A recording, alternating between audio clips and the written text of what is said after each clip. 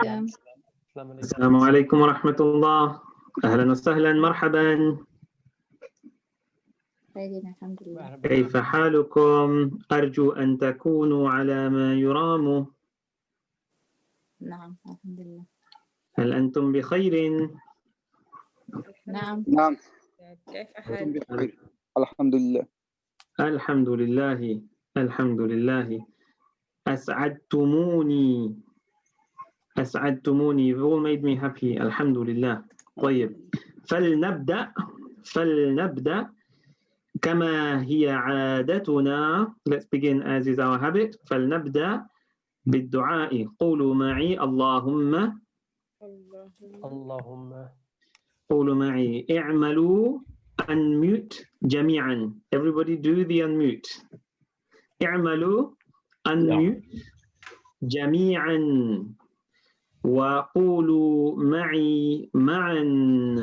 And say with me together. اللهم إني أسألك علما نافعا ورزقا طيبا وعملا متقبلا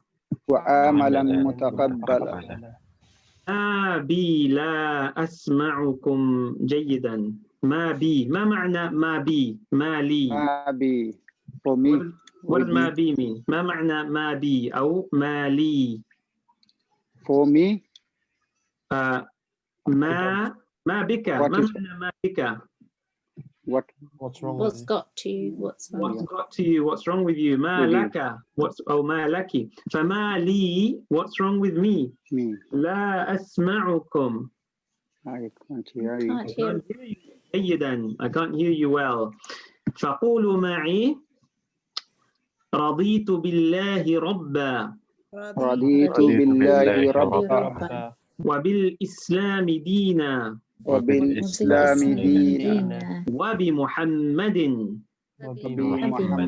صلى الله عليه وسلم نبيا ورسولا. اللهم بك أمسينا وبك أصبحنا وبك نحيا وبك نموت وإليك النشور. ما معنى اللهم إني أسألك علما نافعا؟ Well, I ask you for the beneficial knowledge. نعم. Oh Allah, I ask you for beneficial knowledge. ورزقا طيبا. Good provisions. Good provisions. وعملا متقبلا. And the deed which has been acceptance. نعم. Deeds which are accepted. شكرا يا ناظم. هل اسمك ناظم؟ نعم. أو نجم؟ نازم. ناظم. نازم. أهلا وسهلا. نعم. مرحبا بك. طيب،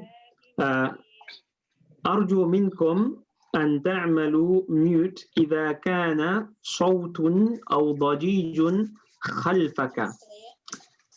Please mute if there is sound or noise behind you. لأنني أسمع الأصوات الخلفية. Because I can hear the background noise from somebody. لمن? Give me background noise. I think Salosa, there's a few people that need to mute their mic. I think one person. طيب. ذهب الصوت الزائد. The extra sound has disappeared. الحمد لله. طيب. أريد أولا أن نبدأ بأشياء نعرفها. I want to begin with things that we all know. Warm up. طيب. سأسألكم أسئلة وأنتم تترجمونها إلى اللغة العربية. فقبل ما نبدأ بدرسنا اليوم فنعمل ما نسميه باللغة الإنجليزية, which will do what we call in English warm up, التحمية, warm up. Ustad, نعم. sorry. Have you started recording? Yes. I think let me do my quick intro around admin and going forward, and then if you could pause the recording, and then we'll start the recording for the official video that will be sent out to all the students after I've done my introduction. Okay, off you go. Bismillah. Assalamu alaikum wa rahmatullahi wa barakatuh. Ahlan wa sahlan, marhaban. أرجو أن تكونوا بخير وعلى ما يرام. اسمي سلمان حسن وأكون أنا أستاذكم اليوم وسأحاول قدر استطاعتي قدر ما أستطيع سأحاول قدر ما أستطيع أن أتكلم معكم باللغة العربية لكن بالبطء الشديد, but with severe slowness. كي تفهموني, so that you understand me. نحن الآن انتهينا من المستوى السادس من برنامج Arabica. We've now completed level 6 of the Arabic language program. لكن بعضكم معنا اليوم أكملتم هذا المستوى وبعضكم جدد. Some of you have completed this level and some of you are actually new. Some of you have joined us today perhaps for the first time to see what we're going to do today. So what I'd like to do is أحب أن أبدأ بما أسميه التحمية. I'd like to begin with what I call warm up. So I'm going to test سأفحص طلابي الذين is my video not on? Would I prefer your videos on? You're welcome to put your videos on if you're comfortable with that. That's fine.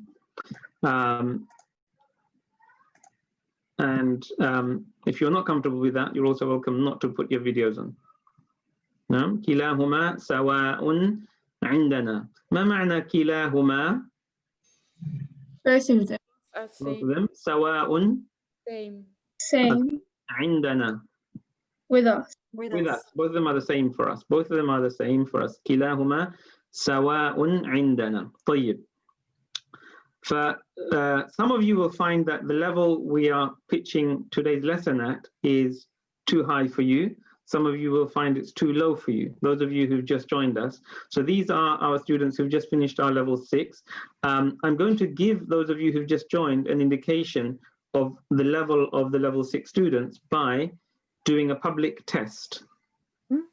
Right? So I'm going to test my students in front of you. I'm going to do what I call a sudden death penalty shootout. All right?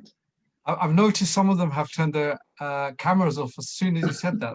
Are they running away? Are we losing students by the dozen? All right. Okay. So we call it ركلات الترجيح in Arabic, penalty shootout. ركلات الترجيح. Right. I'm going to start off nice and simple, and then I'm going to start getting a bit more challenging. I'm going to do this for about 10 minutes just to warm up. All right.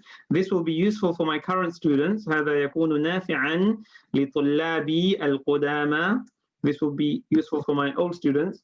ويكون نافعا إن شاء الله للجدد هنا. For those who are new here, it will also be useful لتحديد مستواهم, for them to determine their level, whether this is the appropriate level or not. Remember, if this is not the appropriate level for you, then that's also fine. We have levels above this and levels below this. Okay, now let's start. I'm going to say سأقول أنا جملة إنجليزية. I'm going to say an English sentence. وأنتم تضعون أيديكم على البازر. ما معنى بازر? You place your hands on the buzzers. Right? على الجرس, on the bell. Put your hand on the bell. So first come, first served. Question 1. السؤال الأول. The wretched winter has come. جاء الشتاء البائس. عفت. كم عمرك يا عفت؟ عمري 13 عاما. عمرها 13 عاما. She's 13. One of our stars in our level 6. يا عفت أرجو منك رجاء أعطي فرصة للغير. Please give other people a chance as well. Please don't win every question. All right. I don't like, okay, Ifat, you're not going to do this one. I don't like the wretched winter. لا أكره. لا أكره. ما معنى لا أكره؟ I don't hate. I don't hate. لا أحب الشتاء البائس. طيب. I feel very happy. أشعر بسعادة كبيرة. جميل. أشعر بسعادة كبيرة. My happiness is great at your success. سعادتي كبيرة بنجاحك أو نجاحك. سعادتي, can you give me, I think you're a new student, right? نعم. You're not one of us. ما اسمك يا أختي؟ أنا اسمي سلوى نجاي وأنا أستاذ اللغة العربية لغير الناطقين بها. ما أعرفش يعني أنا أتعلم معكم. لا أنت أستاذة. فأرجو منك أن لا تجيبي لإتاحة فرصة للطلاب إن شاء الله. شكرا. وأنا أرجو من طلابي أن يأتوا بأواخر الكلمات دائما حتى في أواخر الجمل لكي أسمع أواخر الكلمات منهم وأعرف أنهم يعرفونها. طيب. فأنا أضغط عليهم في هذا الأمر لأننا نريد أن نتكلم اللغة العربية بالإعراب إن شاء الله بتوفيق الله. فسعادتي كبيرة. قالت سعادتي كبيرة. My happiness is great. بنجاحك. كلمة نجاح هنا تكون مجرورة بالكسر. The word najah is going to go down. We say so. We teach what we call practical grammar, where we try not to use lots and lots of technical terms. We call the dhamma ending the default, and we call the fatha the up and the kasra the down. So we use something we call a kinesthetic technique to visually aid us when we're speaking. So all we do is we go down the middle, or we go up, or we go down as we speak the sentences. So that way we don't have 2 or 3 different theoretical grammatical processes going on in our head while we're speaking. So my students, they get to speak Arabic, we say, without thinking, because for most people who are non-Arabs, who learn Arabic through rules, they become often paralyzed by rules. In fact, I have a student who asked me, should I attend today? Because I feel paralyzed by all the grammar that I've learned, so tons and tons of pages of rules. Every time I try to say a sentence, I get 10, 20, 30 different rules swimming around, and I can't vocalize. So we cut all of that out by just focusing on what we call practical grammar. So we teach a lot of grammar, but we teach it in a very practical way. So our level 6 students are producing these sentences, hopefully without thinking, not thinking, is this marfu'? Because they're just putting a dhamma on there. The dhamma is the first thought that comes into their head, or hopefully no thought at all. They just say the word and put a dhamma on it without thinking. Because in English, if you think about it, when I say a sentence to my friend, I don't say, I'm going to put a verb, and then I'm going to have the doer of the verb, the subject, and then I'm going to have the object, and that's going to be in fatha, it's going to be mansub, and then I'm going to have a prepositional phrase, and that's going to be majroor, it's going to go, and then I'll have an adverb, and that's going to be mansub, it's going to go. By the time I've thought of those processes, my friend's gone. Yeah, he's fed up with me, you see? So we teach grammar intrinsically. We bring out people's innate grammar, because we all have syntax and grammar inside us, and we use it with something called a matrix method. And those of you who don't know what the matrix method is, it's a game changer. It's a revolutionary technique to teach beginners how to speak Arabic with i'rab, because many people teach Arabic but they drop the endings. Yeah, if you want to study Arabic for Qur'anic Arabic, or for understanding the hadith and the dua and classical Arabic, then you must learn Arabic with the endings, because the endings change. You know, we have salamun alaykum, illa qilan salaman, udkhuluha bisalamin. You see? So the same word, salamun, becomes salaman in the Quran, and also salamin. And this is determined by grammatical principles. But there's lots of different ways to learn grammar. We teach grammar to people without thinking. Sometimes I have students in my level 2 and 3 who say, Ustad, when are you going to teach us grammar? And I say, shh, we're teaching you grammar already. In fact, we started on lesson 1, but you didn't realize it, you see? So we're teaching grammar by stealth. All right, let me test my students again. So if you're an Arabic teacher, please give a chance to the students. I want to demonstrate whether or not the students, whether they're current students or new students, can do these sentences. And those of you who are here new, I want you to use this opportunity to determine what level you're at. Can you produce these sentences at the speed that my students are producing them? Yeah. Okay. Let's have a go. Bring it up. Next one. Give me a sec. Oh yeah. Okay. Hopefully the summer is hot. لعل الصيف حار. لعل الصيف حار.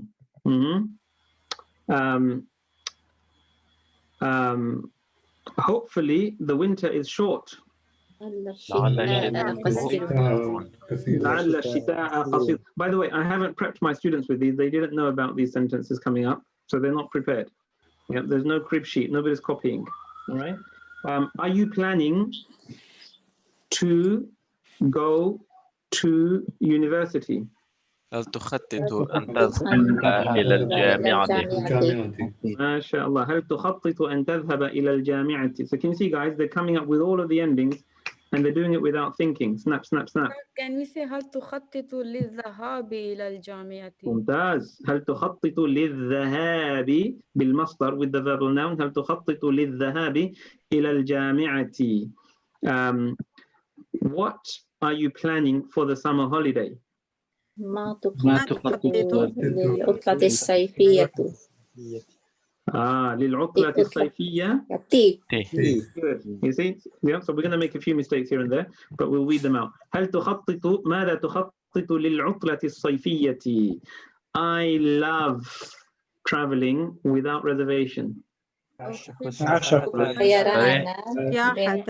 بلا تحفظ. أعشق السياحة. I love tourism. أعشق السياحة. كيف نقول I love traveling? أشعل السفر. أعشق السفر بلا تحفظ. ما معنى تحفظ؟ Reservation. So حفظ يحفظ means to learn or to protect or memorize, and تحفظ يتحفظ بمعنى to hold something and protect it in your chest, hold something into your chest, to hold a reservation. We are preparing for departure tomorrow. نستعد للإقلاع غد.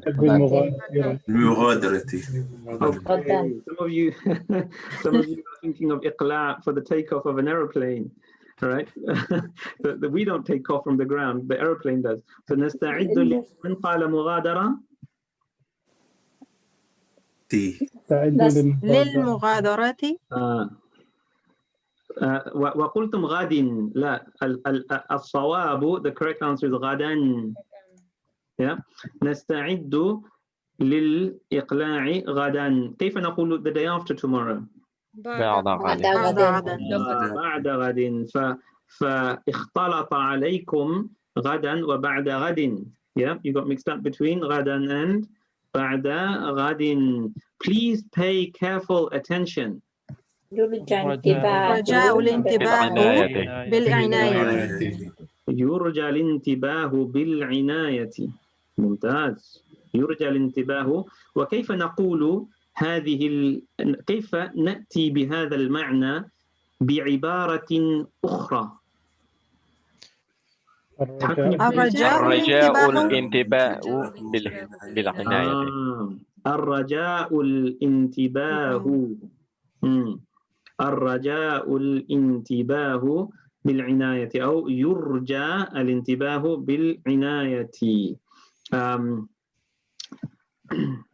Speaking is prohibited in class. يمنع الكلام طيلة الدرس. طيلة الدرس جميل. يمنع الكلام throughout the lesson. طيلة الدرس يمنع الكلام طيلة الدرس. وكيف نقول during؟ خلال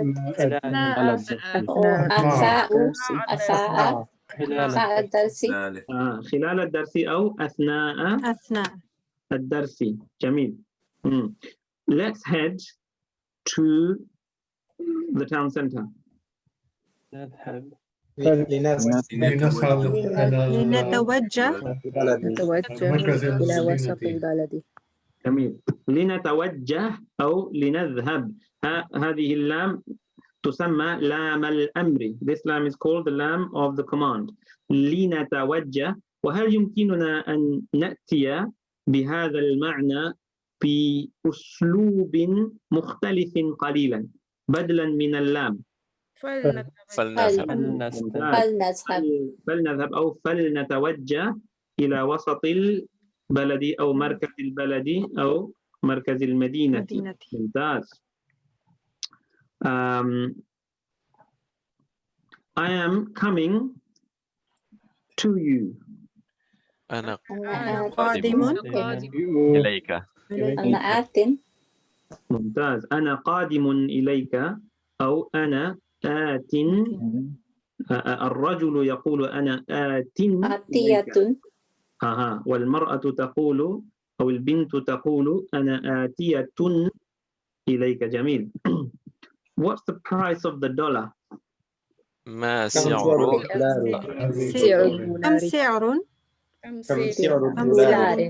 الدولار؟ شوشتكم. سمعت منكم عدة أجوبة. I've heard several answers. قال بعضكم كم سعرا، وقال بعضكم كم سعر، وقال بعضكم كم سعر. كم سعر دولار؟ كم سعر الدولار؟ كم سعر الدولار؟ كم سعر الدولار. مضاف إليه. نعم، إضافة مضاف ومضاف إليه. كم سعر الدولار. جميل. How many dollars have you got? كم دولارا معك؟ هنا كم دولارا على التمييز. كم دولارا معك. How many dollars do you have? Have you come as a tourist? هل جئت سائحا؟ هل تجيء أو هل جئت. ممتاز. لأن الفعل الماضي باللغة العربية يستخدم في الحاضر. بالإنجليزية نقول present perfect. For the present perfect meaning نستخدم الفعل الماضي ويجوز الفعل المضارع. For the present perfect meaning in English we can use the perfect verb or the imperfect verb, the past or the present tense verb. فنقول مثلا فهمت, I understand, meaning I have understood. مفهوم؟ فهل جئت سائحا أو هل تجيء سائحا. فسائحا هنا منصوب على الحال. This is called a حال adverb.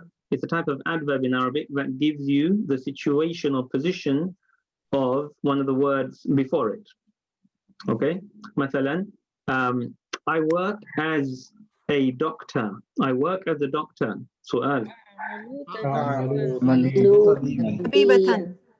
جميل. أعمل طبيبا. We go up, right? So I don't tell my students lots of grammatical explanations. I just tell them when you say I work as a doctor, the word doctor there is an adverb, and adverbs go up. أعمل طبيبا أو أعمل طبيبة. The period of my stay is 8 weeks. مدة الإقامة 8 أسابيع. جميل. هذه موسيقية لأذني. This is music to my ears, guys. This is not simple grammar. Those of you who are more advanced and who are teachers, you'll know this is not straightforward. مدة إقامتي, the period of my stay, 8 أسابيع. This word أسابيع is a diptote ممنوع من الصرف. Right? So when it's nakira, when it's indefinite, it cannot go down. Okay, a few more, then we'll finish off. 5 more minutes. Let's prepare to go to the mosque. فلنجهز فلنستعد لنذهب نذهب إلى المسجد إلى المسجد أو إلى الجامع. نعم. يوجد فرق بين الجامع والجامعة. There's a difference between the جامع, which is a mosque, and the جامعة, which is a university. لنستعد للذهاب أو لنذهب إلى الجامع. The Arabic lesson is a place of wonders. اللغة الدرس العربية مكان ذو عجائب.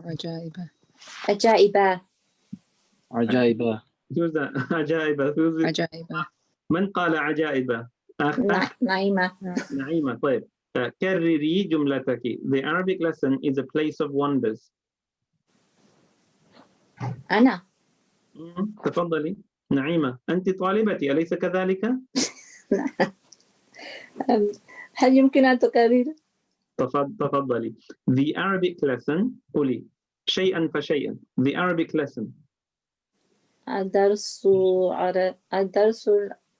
العربية. درس العربية. نعم. درس العربية على الإضافة, on the basis of إضافة. Yeah. If you use a noun adjective phrase, نقول الدرس العربي. لا, عربي masculine. الدرس العربي is a place,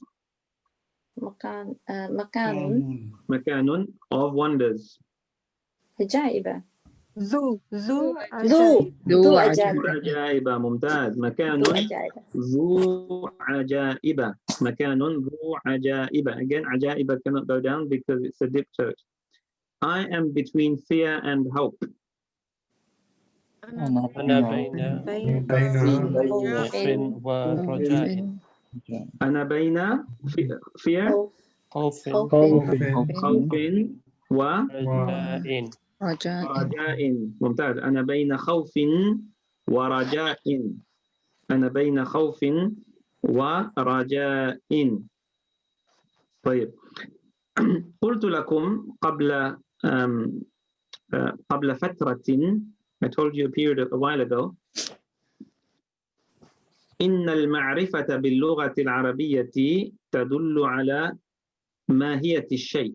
I told you that the definite word in Arabic refers to the concept or the essence of something.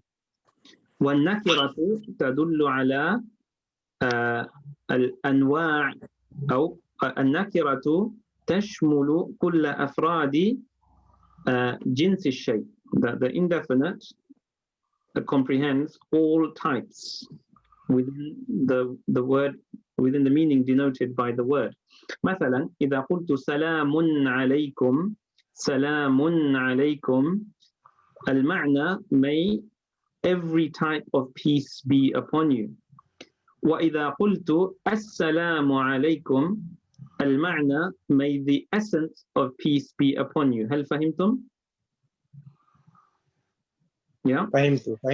So this is a rhetorical principle في علم البلاغة. Your next level, guys, after 5 weeks is بلاغة. We're going to teach you بلاغة. And أنا لا أتكلم باللغة الإنجليزية في ذلك الدرس. ولا أسمح لأحد أن يتكلم باللغة الإنجليزية. And I will not permit anyone to speak English. لأننا علينا أن نحول لغة الدرس إلى اللغة العربية المحض. because we have to convert the language of the lesson into pure Arabic. Now, وهذا عملنا بين الآن وبين نهاية المستوى السابع. This is what we must do between now and the end of level 7. طيب.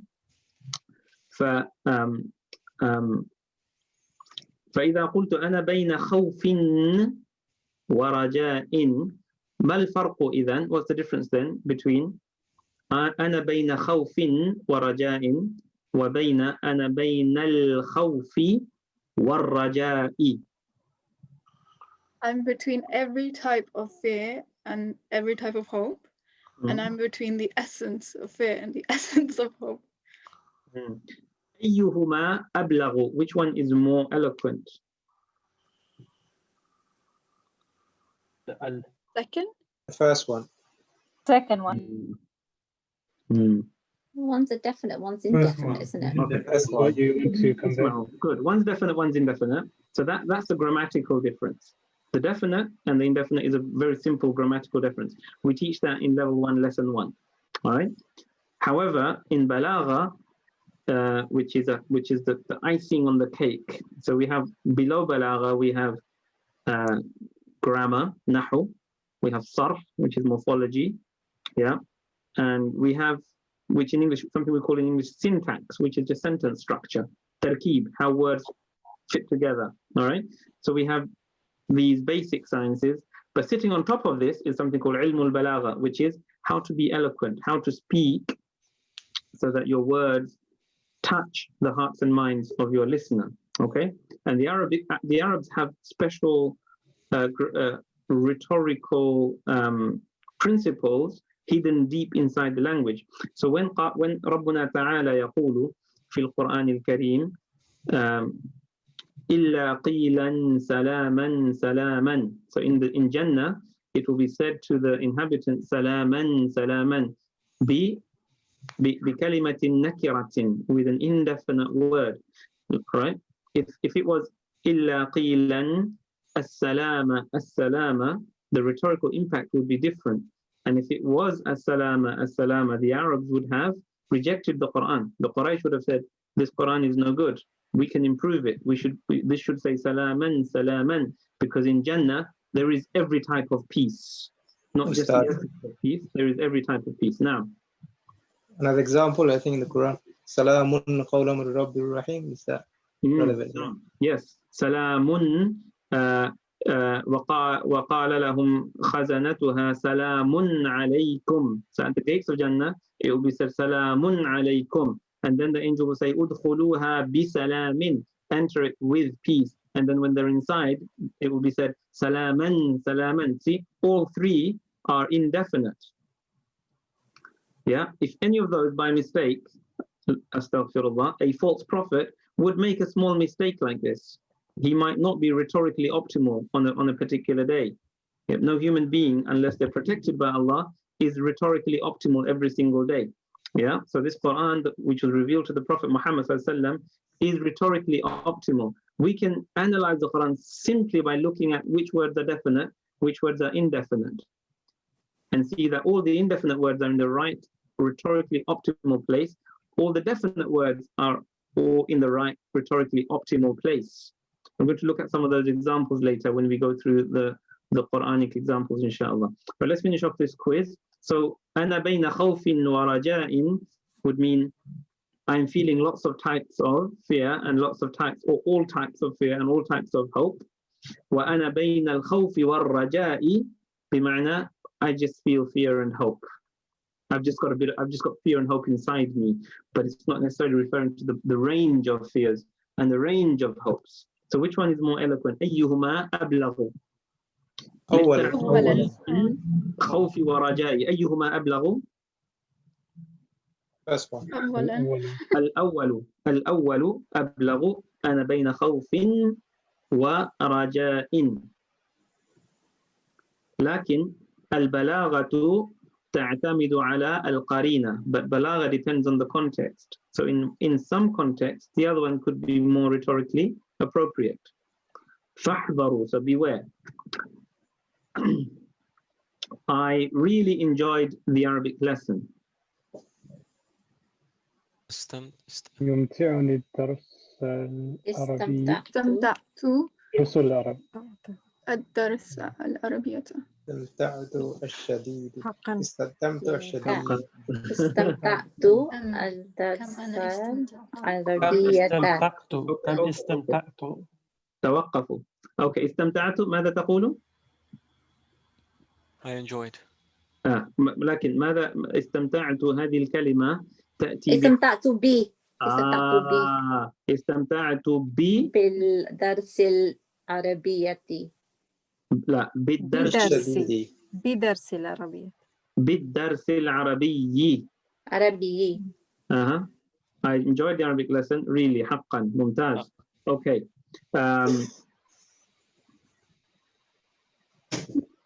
I keep on adding the ta at the end of Arabiya. I don't know why I keep on doing that. If you use an idafa, if you say استمتعت بدرس العربية. That's what I did earlier. Then Okay. yeah, I think you're using Arabiya as a noun as opposed to an adjective, yeah? Right. Yeah. Or an adjective of a dropped noun. So you could say استمتعت بدرس اللغة العربية. Yeah? So this word al-Arabiya is really deputizing for that noun that we drop most of the time, which is al-lugha. Yeah? So al-lughatul arabiyyatu is the Arabic language. No? And sometimes we just say al-arabiyyatu Arabic. طيب. نعم. هذا سؤالي الآخر. This is my last question. في هذه المرحلة من الدرس. Please don't speak during the lesson. أرجوك أن لا تكلمون ألا تتكلم خلال الدرس أثناء الدرس. ألا. طيب، ما الفرق بين كلم وتكلم؟ أرجوك ألا تتكلم خلال الدرس، أو أرجوك ألا تكلم أحدا خلال الدرس. So if you say كلم يكلم, that means to speak directly to another person. If you say تكلم يتكلم, that means to speak with. So تكلم comes with مع. أرجوك أن لا تتكلم مع أحد. I hope, so please don't speak with anyone. No? Or you can say أرجوك أن لا تتكلم الإنجليزية في الدرس. I hope, or please don't speak English in the lesson. فأرجوكم ألا تتكلموا اللغة الإنجليزية في أول درس المستوى السابع. عدم تكلم. ممتاز. طيب، ترجم سيد. Please don't speak during the lesson. أرجوك عدم التكلم أثناء الدرس. طيب, so you say أرجوك. Actually, what you say is I hope non-speaking during the lesson. Listen, اسمعوا. أرجو عدم التكلم. You're doing an إضافة, right? Yeah, so I hope non-speaking. That's what you're literally saying. أرجو عدم التكلم أثناء الدرس. All right? ممتاز. Okay. All right. So guys, those of you who are new to this class, who are not currently among our level 6 students, you've got a sense of what they can do and what they struggle with. And hopefully that helps you to place where you are. I think if you think about how quickly or how challenging you found some of those sentences and how quickly you might be able to come up with those with the endings. Many of you may be able to come up with the words, but are you coming up with those words with the correct endings in the correct sequence? And what's your reflex time?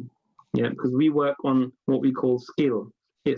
It's all about the reflex time. If you want to speak Arabic, which we want to do, let me ask you all an open question. سؤال مفتوح للجميع. من يريد أن يتكلم اللغة العربية مثل رسول الله صلى الله عليه وسلم? Who wants to speak Arabic like the Prophet Muhammed صلى الله عليه وسلم? جميعنا. من لا يريد أن يتكلم مثل رسول الله صلى الله عليه وسلم. Who doesn't want to speak Arabic like him? لا أحد منا. لا أحد. لا أحد يريد ذلك. طيب إذا تريدون كلكم أن تتكلموا أن تنطقوا كما نطق. You all want to speak the way he spoke, right?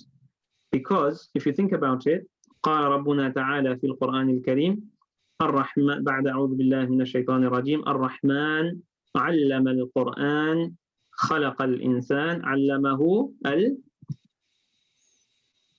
بيان.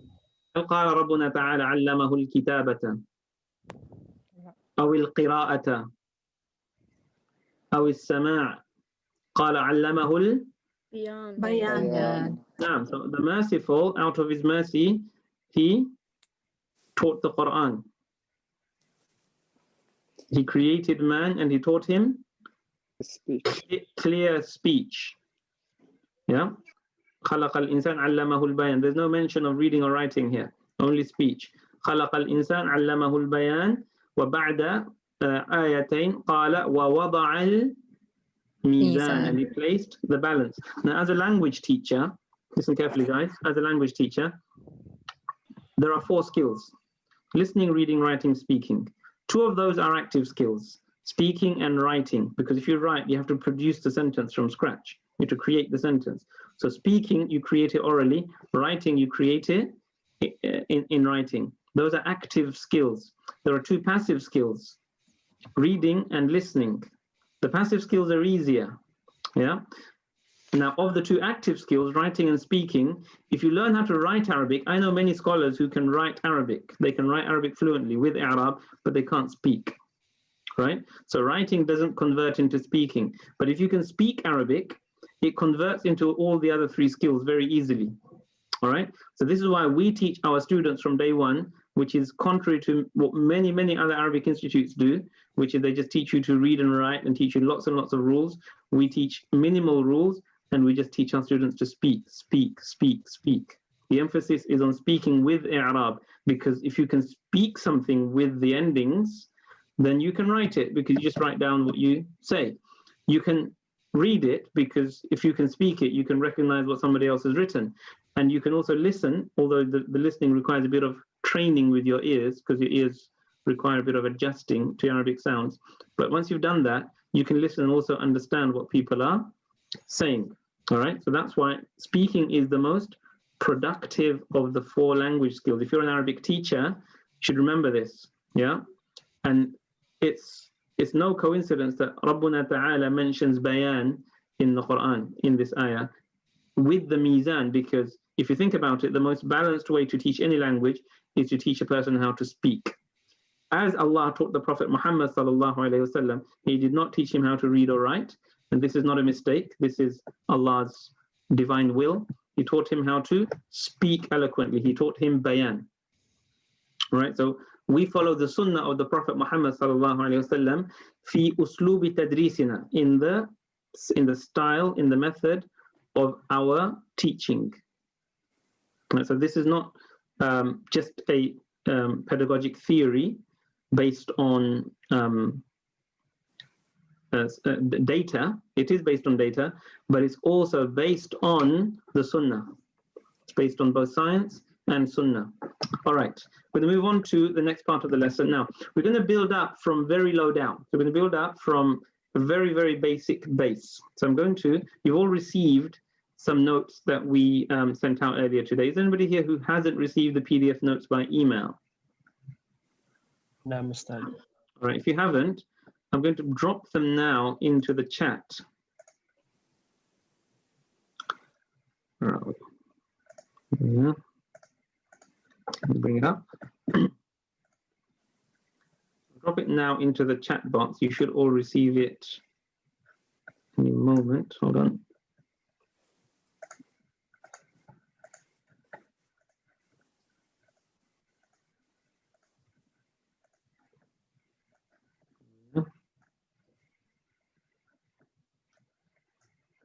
Isn't that working?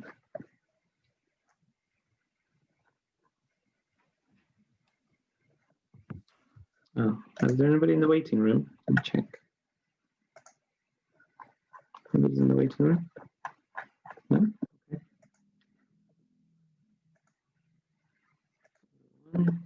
Okay.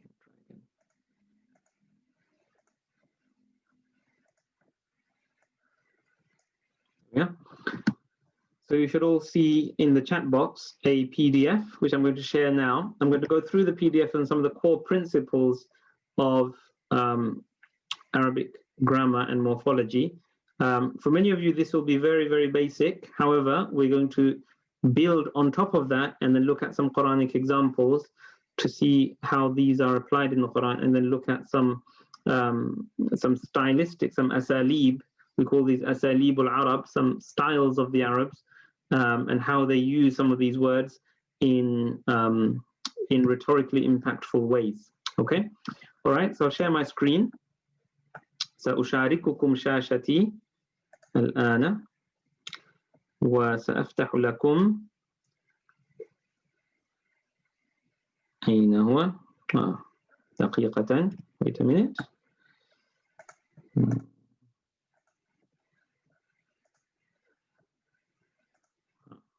Here it is. طيب. أشارككم شاشتي الآن. هل ترون شاشتي? Can you see my screen? No. طيب. Arabic grammar through the Quran. So those of you who've done grammar before in a formal grammatical way, out of interest, is there anybody here who's studied only the grammatical method, the pure grammar method, as in lots and lots and lots of rules, and that's all you've done? You haven't really done much application in terms of speaking. Anybody here who's not within the Arabica cohort? Yeah, all right. We've got Hudhaifa. Any feedback, any response on your impressions of the ability of the students to come up with the words and their endings on the spot? Would you like to share?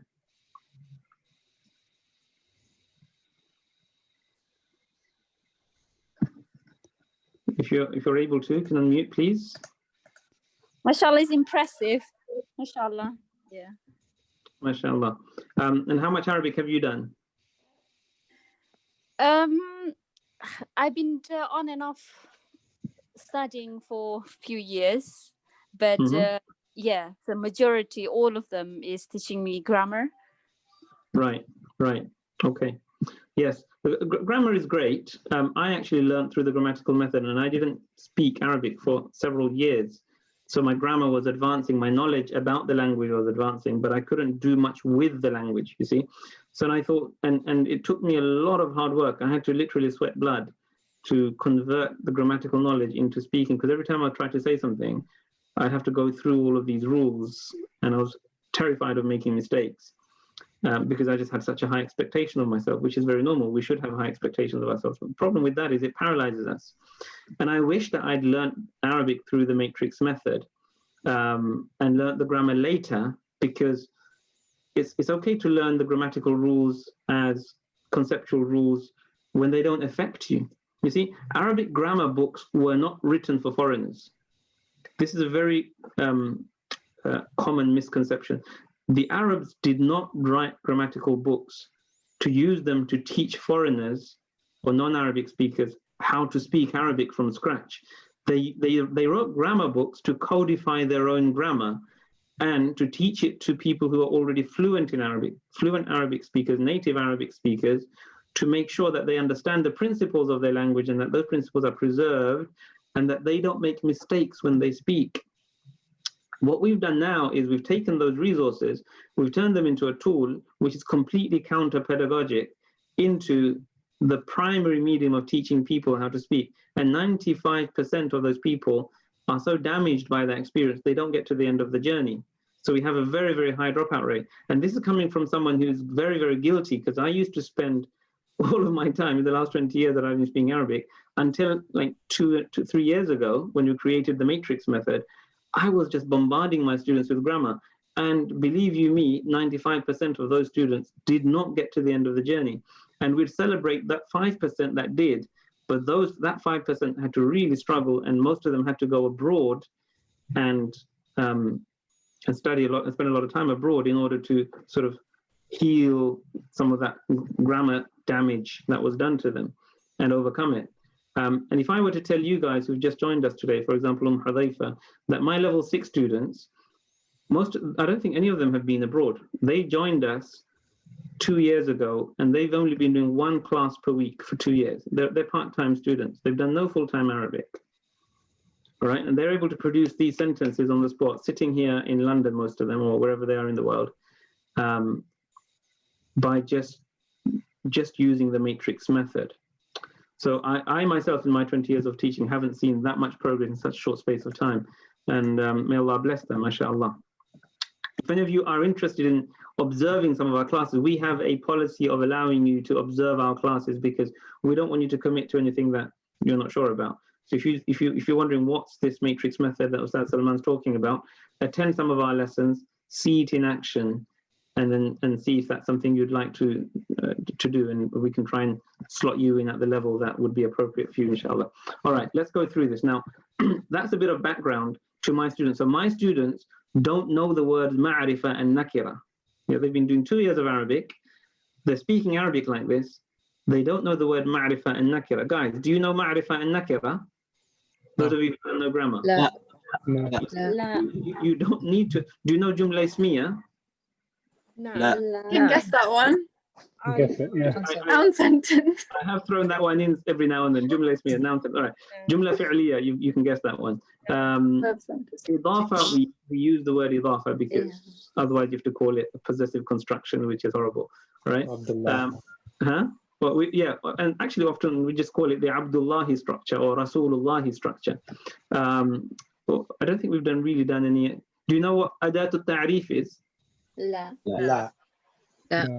To be honest, if you had taught me all those words, I would have left ages ago. Yeah, so you see, so this is why I've taught grammar courses where by lesson 10 you've got a 50% dropout. Those of you who've done Arabic grammar courses, you know what I'm talking about. In our Arabica courses, we have, alhamdulillah, around a 70 to 80% retention across years, not 10 lessons, across years. So from year to year, we have, we're talking about 30 to 45 lessons. We have a 70 to 80% retention rate. We have reversed the dropout rate. Yeah, so those people who are dropping out, that percentage of people are actually staying on, and a much larger percentage of people are getting to the end of the journey. However, we've come to a stage now where some of you have been begging me to teach you grammar. Right, so the genesis of this 5-lesson course is actually people like Iqbal. You can blame him for it. Iqbal, are you there? I'm here. All right, Iqbal has been begging me to teach him some grammar because we are curious human beings. We're curious. We've grown up in an education system where we have curiosity. We don't want to just know how, we want to know why.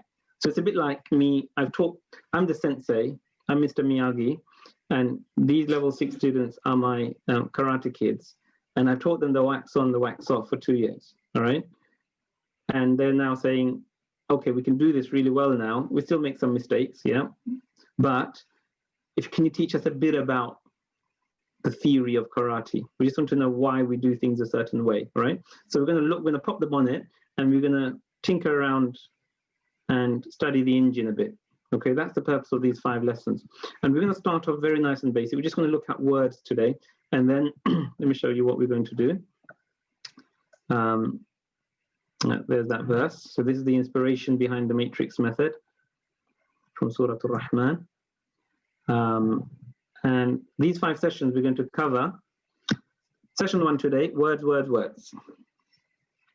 Session 2, we're going to look at phrases. We're going to look at 4 types of phrases. Phrases in Arabic that don't produce a complete sentence, all right, such as adjectival phrases, noun adjective phrases. We're going to look at idafa, possessive phrases. We're going to look at demonstrative phrases with hada, hadihi, haula'i. And we're also going to look at, what's the 4th type? I forget, but we'll come to that. Then we're going to look at al-jumlatul ismiya, the noun sentence. And we're going to go into using noun sentences in quite complex ways, not simple sentences. We're going to go into complex noun sentences. And we're also going to look at al-jumlatul fi'liya in session 4. And in session 5, we're going to look at the verb forms across the 10 main verb forms, but also we're going to look at weak verbs.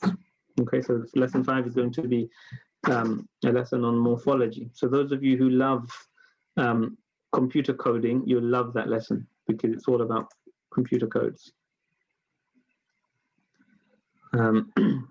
Okay, all right, so let's go down to nouns. All right, so the Arabic language, believe it or not, guys, those of you who are not one of our current students, we haven't even taught our students that the Arabs divide words into 3 types.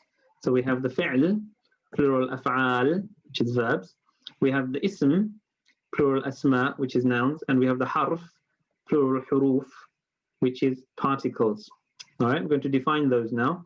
So a verb is essentially a word which has an independent meaning. What do we mean by an independent meaning? In Arabic we say ma'nan mustaqillun. Ma'nan mustaqillun. Mustaqil bima'na independent. So if I say to you question mark, or if I just write a question mark on my screen, does that question mark on its own have an independent meaning? Do you know what I'm asking you? No. No. All right. But if I say cat, does that have an independent meaning? Can you imagine something? Yes. Yes. Yes. So the word cat has an independent meaning because it brings a picture into your mind. But there are some words or some particles which don't bring a picture into your mind that does not have an independent meaning. Right? So if I say from, do you have a picture in your mind? Nope. No. No? Okay, so the word from is not a noun or a verb. It must be a harf, a particle. Does that make sense? The most common huruf are the huruful jar, which are the prepositions. All right, that's the 4th one. The prepositional phrase. All right, so the 4 phrases we're going to do are the noun adjective phrase, the possessive phrase, the demonstrative phrase, and the prepositional phrase. Those 4 phrases do not produce a complete sentence. So the prepositional phrase is produced with a harfu jarrin, which is a harf of jar. So the down position, guys, is in Arabic called jar, okay? Yeah, the down position is called jar. We're going to go into that next lesson. And the particle that takes things down is called harfu jar, the taker down, the thing that takes down. All right, so a verb is a word that has independent meaning, but also a time in which that meaning exists. So if I say, I went, does that allow you to understand the action that's happening? Is there a meaning which is an action? Yes. Yeah. Yes. And what's the time? Is it past, present, or future? Past. Past. Past, good. So an independent meaning with a tense is a verb. An independent meaning with no tense, cat. Do you know when the cat is? No. No, that's a noun. And a particle has no independent meaning. That's how the Arab grammarians define these 3 words. Okay? All right, let's have a look at nouns. Now, Arabs, they club together nouns and adjectives all together as nouns. All right? Because they distinguish those from verbs. So nouns and adjectives to an Arab is asma'un, nouns. All right? However, they do also distinguish between nouns that describe and nouns that don't describe. Okay, there are certain nouns that can be descriptive, and there are other nouns that can't be descriptive. All right? And so the noun that can describe, they call a sifa. This word here, sifa, which means an adjective. All right? So sometimes when we use the word ismun, we mean nouns and adjectives together. Sometimes when we use the word, when I use the word ismun, we'll use the word ismun as opposed to sifatun. Okay? Sometimes they call the noun that's described the mawsufun. Right? Can somebody remind me when we get to the passive participle to tell you about the word mawsufun? All right? Okay. Vowels, we have 3 vowels in Arabic. Out of interest, open question to anybody. What's a vowel?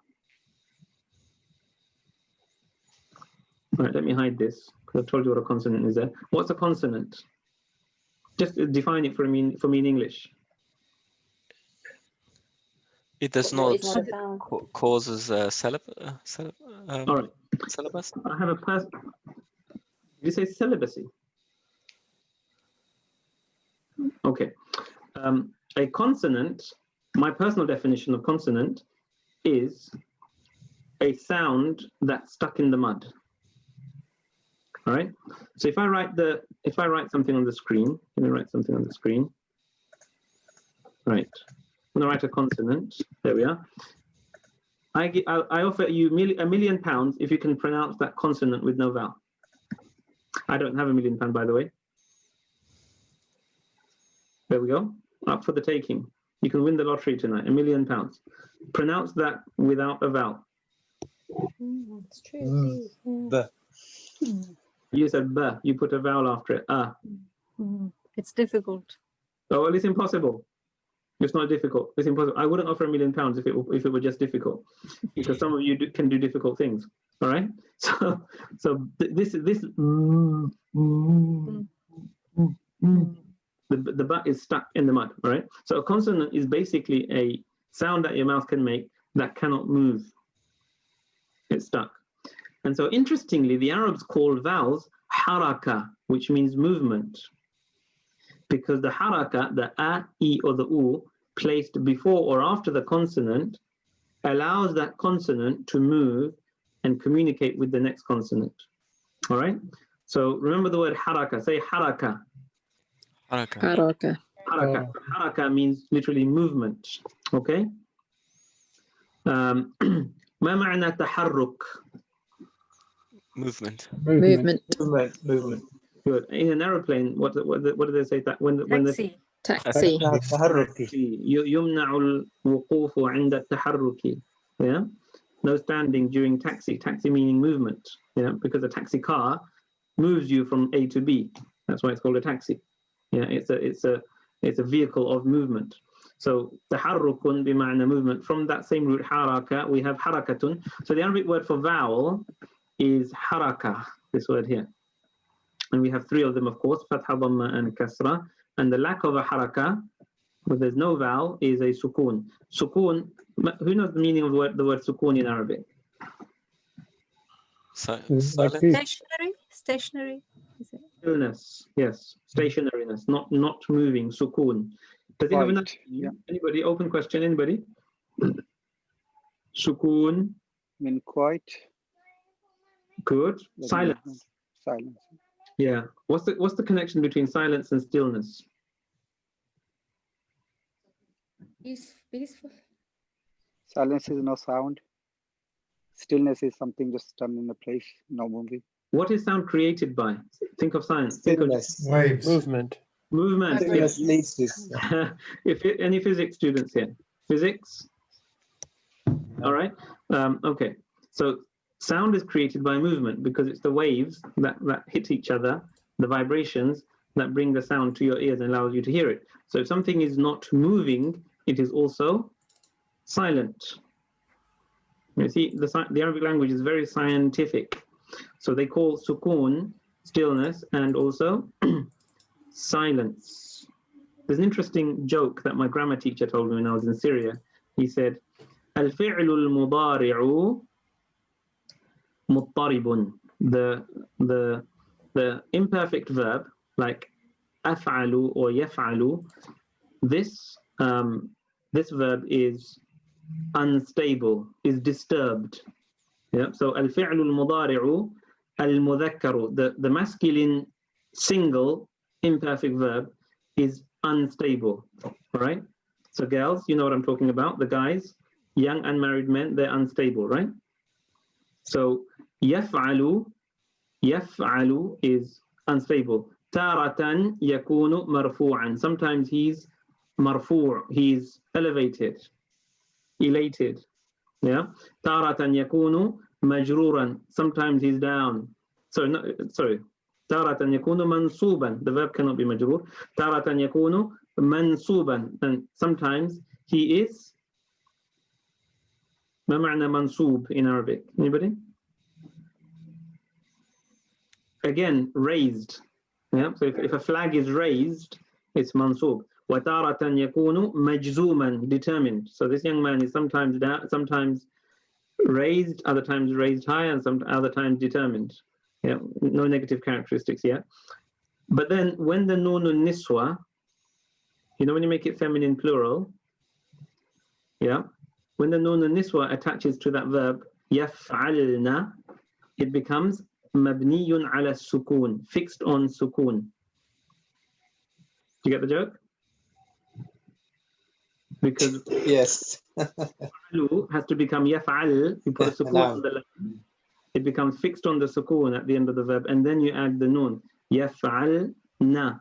So the teacher was saying that when he gets married, he then becomes mabniyun ala sukun, fixed on the sukun, which I would like to translate as Silence. could be silence, could be stillness, or sukun also means sakina, tranquility. Yeah. So guys, listen, be quiet and you'll have peace. No, it's a joke. It's just a joke. Please don't take that personally. But it helps people to remember the grammatical status of the feminine plural verb. It's mabniyun ala sukun, fixed on sukun.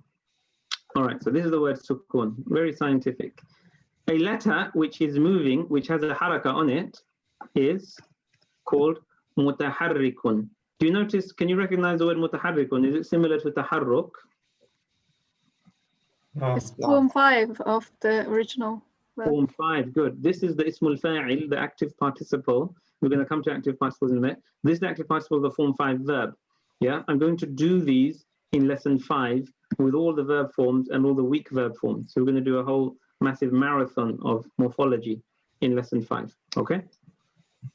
And a letter that has a sukun on it is called sakinun. So a person who is still or silent or tranquil, or a person who lives in a place is called sakin, because sakinun also means to occupy a place that you live in, which is your sakan. Ma ma'na sakan? Sakan. Living. Residence. Good. Residence also means living. As a vowel noun, it means a concept of living, sakanun, and it also means the place where you live, the sakan, the residence. Mumtaz. مثلا سكن الطلاب, the student hostel. Now, all right. Now we have something we call long vowels, which are the alif, waw, and the ya, which elongate the other vowels. These are called huruful mad. Mad means stretching or elongation. Okay, so the mad, as we read in the Quran, the mad, we have different mudud, different types of elongation in the Quran. That elongates the short vowel, the haraka before it. And these are alif, waw, and ya. Right, this is all very basic. This is really just to teach you the grammatical terms, right? There's no content you need to learn here, just these terms. And I've given you all of these terms in a nice list at the end of this chapter, which I'll be giving you for each chapter. We have something we call a tanween. We all know what a tanween is. What's a tanween?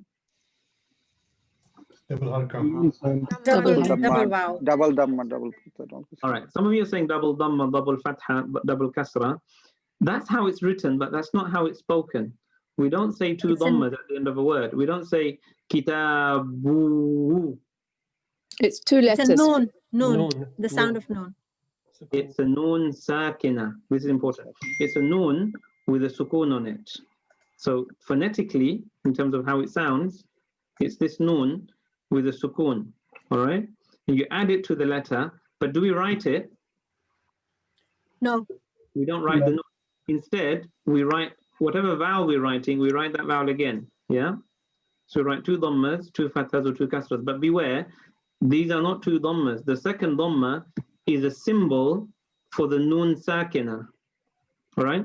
And this will become important when you explain weak nouns in a bit. In about 10-15 minutes, when I explain something to you about weak nouns. It's important for you to remember that the noon is actually a separate letter. It's physically there, but it's invisible. All right? It's invisible because it's represented by another vowel, which isn't really a vowel. It's a noon sakina. So that second dhamma and the second fatha, second kasra there is actually the noon sakina. Okay? So if we were to write the noon sakina out, it would look like this, wouldn't it? Kitabun, kitabun. But we don't write it like that. We write it like that, but we speak it like this. Okay?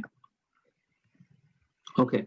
So tanween appears on nouns, but you never get a tanween on particles or verbs, except in certain very rare exceptional circumstances, which are really there for poetry. Only some poets can do this, but otherwise you don't get tanween on particles or verbs. You get tanweens on nouns. All right, so you don't say adhabun. Yeah. Kuntu a'malun. You don't do that. You don't say a'malu. You don't say a'malun. You say a'malu with a dhamma. Okay, so verbs do not have tanween. Now we're going to look at something we call i'rab. In Arabic, in English, it's called declension. It's a funny word. You don't have to learn the word declension, but essentially the word i'rab means the ability of a word to change its ending. All right? So the word kitabun can become kitaban, kitabin. Salamun becomes salaman, salamin. All right? But if I take another word like hal, which is a particle, it's a question mark, hal, does that word change? No. No. It's fixed. Some of you are saying yes. Where do you see it change? Is it when you're joining it with the next one? Good. So when you have another word after it, which has a sukoon on the first letter, we say hali. Like hali darsu jarin. Is the lesson running? Yeah. Hali darsu jarin.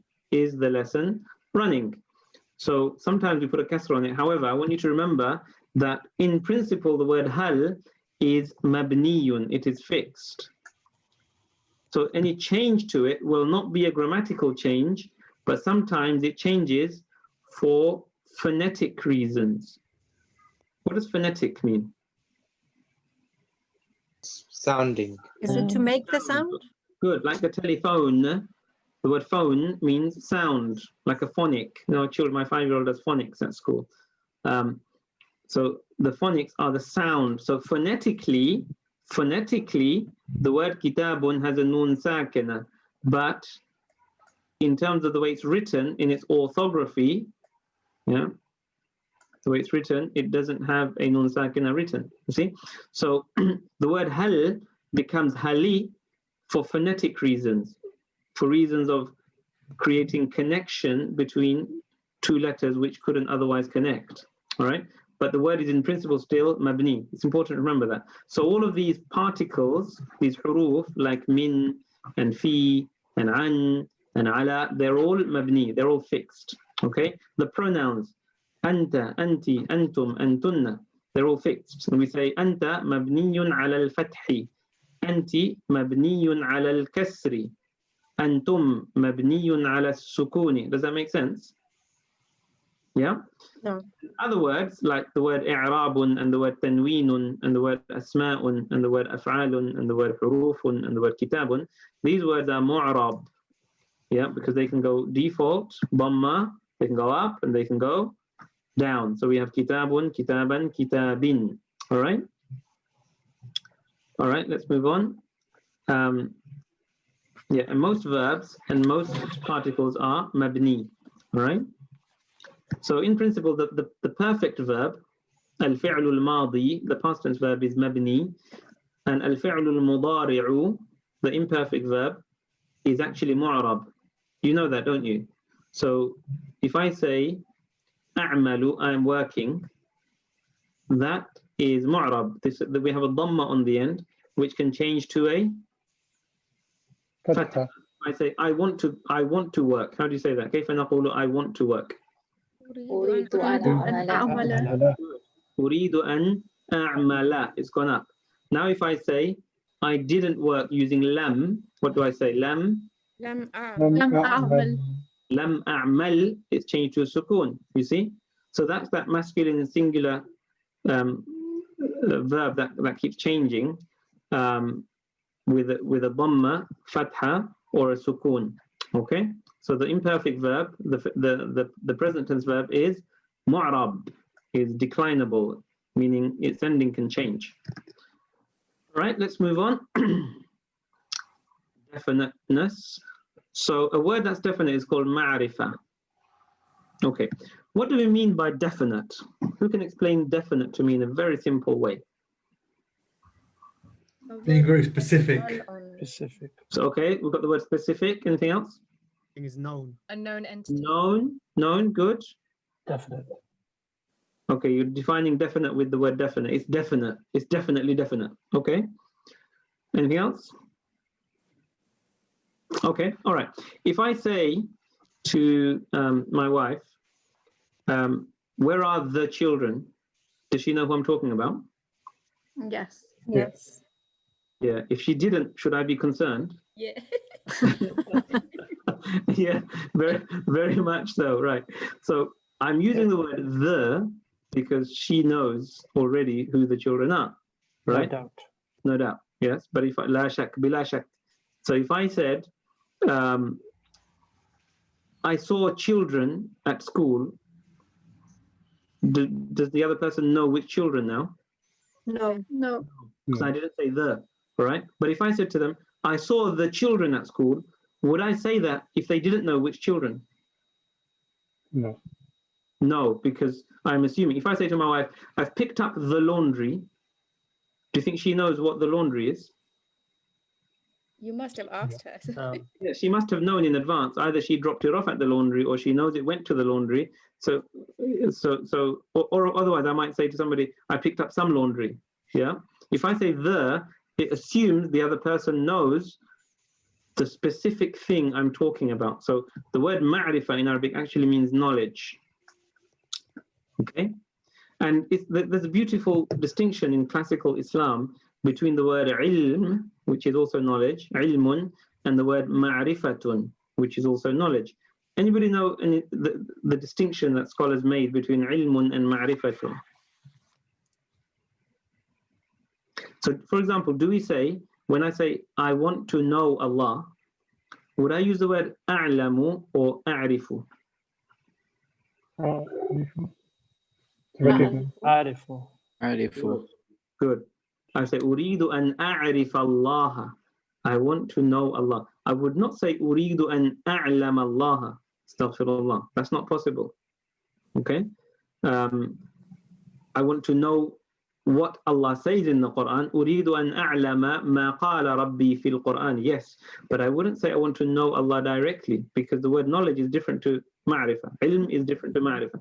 And so they divided between ilm and ma'rifa, and they said ilm is mind knowledge. I'm being very, very simplistic. Ilm is mind knowledge, and ma'rifa is heart knowledge, because we know Allah with our hearts. We have a relationship with Him. طيب? So this is ma'rifa. And here we have the word nakira, which is the word used for an indefinite word. So salamun is the nakira. ونقول في البلاغة النكرة تشمل كل أفرادها. The nakira, the indefinite word, comprehends all of its, literally all of its members within that category of things, within that genus of things. The indefinite word comprehends all of it. So, for example, قال ربنا تعالى, let me test you. ألف لام ميم ذلك الكتاب لا ريب فيه هدى للمتقين هدى هل هذه الكلمة معرفة؟ أهذه الكلمة معرفة أم نكرة؟ نكرة. هذه الكلمة نكرة. هدى اسمعوا التنوين. هدى. This word is indefinite. So ذلك الكتاب, that is the book. So قال ربنا تعالى ذلك الكتاب. لماذا? Because he's referring to something specific. لو قال ربنا تعالى أو أستغفر الله, لو قال أحد مدعيا أنه نبي ذلك كتاب لا ريب فيه. If a false prophet were to create a verse of the Quran and say, that is a book, ذلك كتاب لا ريب فيه, right? Do you think we would be Muslim today? No. The Quraysh would have rejected the Quran for that one word. They would have said, this is the wrong word. It should be ذَلِكَ الْكِتَابُ, because it's referring to something known. ذَلِكَ الْكِتَابُ لَا رَيْبَ فِيهِ هُدًى لَوْ قَالَ أَحَدٌ الْهُدَى لِلْمُتَّقِينَ. Had somebody made a mistake and put an al on it, 2 letters, anybody can slip. Al-huda lil-muttaqin, the guidance for those who fear God. Would we be Muslim today? La wallahi, we would not be Muslim, because the Quraysh would have destroyed Islam. They would have said, I can improve your line, you're a false prophet. It should be hudan lil-muttaqin, because this book contains guidance from Allah, which comprehends all guidance, but which is not specifically known to us in all of its items. Do you see? You see, in that one word, there is theological significance. Hudan lil muttaqin. Yeah, you must have read this verse many, many times. And I'm explaining to you the difference between the definite and the indefinite. And I bet many of you haven't heard the secrets that this can unlock when you're reading the Qur'an. Yeah, we talked about the word salamun in other verses. And you can also apply that same principle to hudan lil muttaqin. Yeah, ذَلِكَ الْكِتَابُ لَا رَيْبَ فِيهِ هُدًى لِلْمُتَّقِينَ. This is an example of where a definite word is used and soon after an indefinite word is used, and the definite wouldn't work if it were indefinite, and the indefinite wouldn't work if it were definite. Okay, now there are some words which are intrinsically definite because they refer to specific people or places or things. For example, your friends. How many of you have indefinite friends?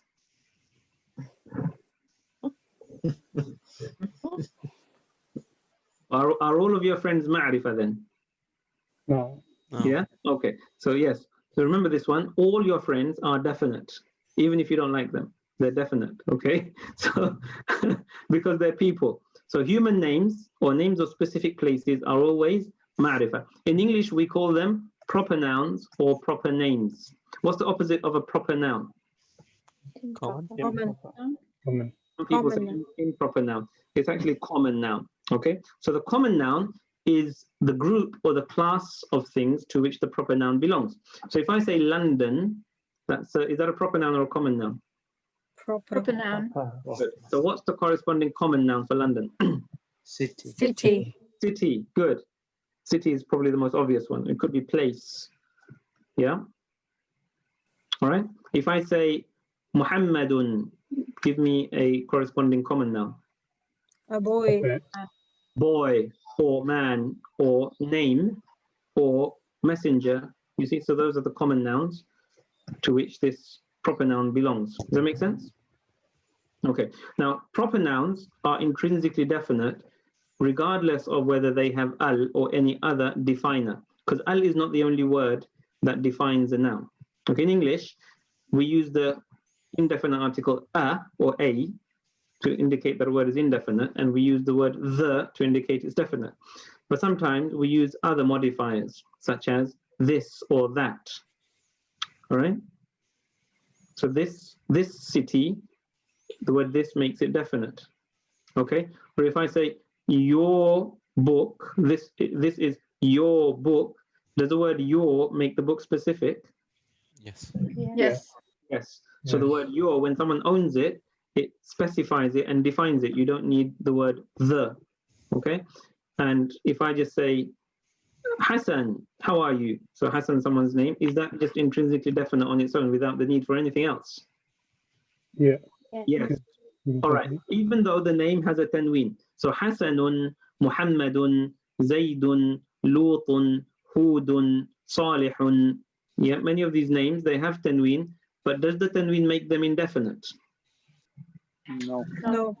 So this rule about ma'rifah and nakira, and the al making a word ma'rifah and the tanween indicating a word is nakira, only applies to common nouns. They do not apply to proper nouns. All right, let's move on. I've already explained all of this. The al, all of this is very, very simple. Right, now there are some places, right, so the al in Arabic is called Adatut Ta'rifi. I mentioned this earlier, and I asked you, do you know the expression Adatut Ta'rif? And all of you said no. So Adat means particle, or literally a tool. The tool of definition or defining. Can any of you recognize this word ta'rif? Verbal noun of عرف. Good. It's a verbal noun of which form? Two. Form 2. Good. All right. And so what would be the verb? عرف يطرف.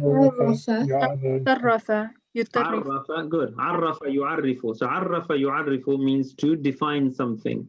Okay. It also means to introduce something. So if I say عرفني نفسك. Introduce me to yourself. Introduce yourself to me. Yeah. Make me know you. That's what it literally means. Make me know you. عرفني نفسك. All right. All right. So أداة التعريف is the particle. This al is called أداة التعريف. Okay. Now there are some place names which exist without the al, like Shamun. But is Sham a definite or an indefinite place? Definite. Good. Yamanun, definite or indefinite? Definite. Ash-Shamu, did that become definite? It already was. No, it already was definite. So both of these are definite.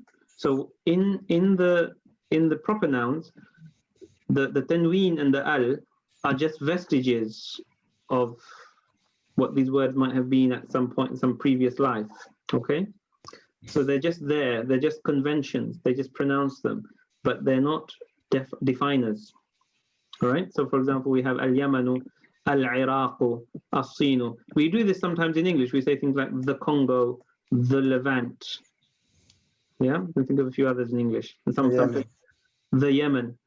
Also, because of al-Yamanu, we say the Yemen now. Okay. Now, there are some proper nouns, of course, that derive from common nouns. So there is a difference of opinion. يوجد اختلاف بين العلماء في اشتقاق لفظ الجلالة. This name of Allah, this is Allah's supreme name. Yeah. And some scholars call this ismu dhat, the name of his essence. Yeah. So it's the proper noun of Allah. It's his proper name, whereas some of his other names are sifat, are attributives, whereas this is his that. This word refers to his that, or his self, his essence. So, of course, we need to be careful with the use of English words such as essence, because we need to always say as befits God, because God is, of course, not an essence in the material sense. Okay? So, some scholars believe that the name of Allah, this lafzul jalala, which literally means the utterance of majesty, the word of majesty, lafzul jalala, they believe that this word has no etymology. This word has no ishtiqaq, has no history, has no genealogy, was not constructed from other source words, because like Allah himself, his name is indivisible. This is what some scholars say. And that has a theological perspective to it. Other scholars say that this word derived through human usage from the word ilahun, which means God.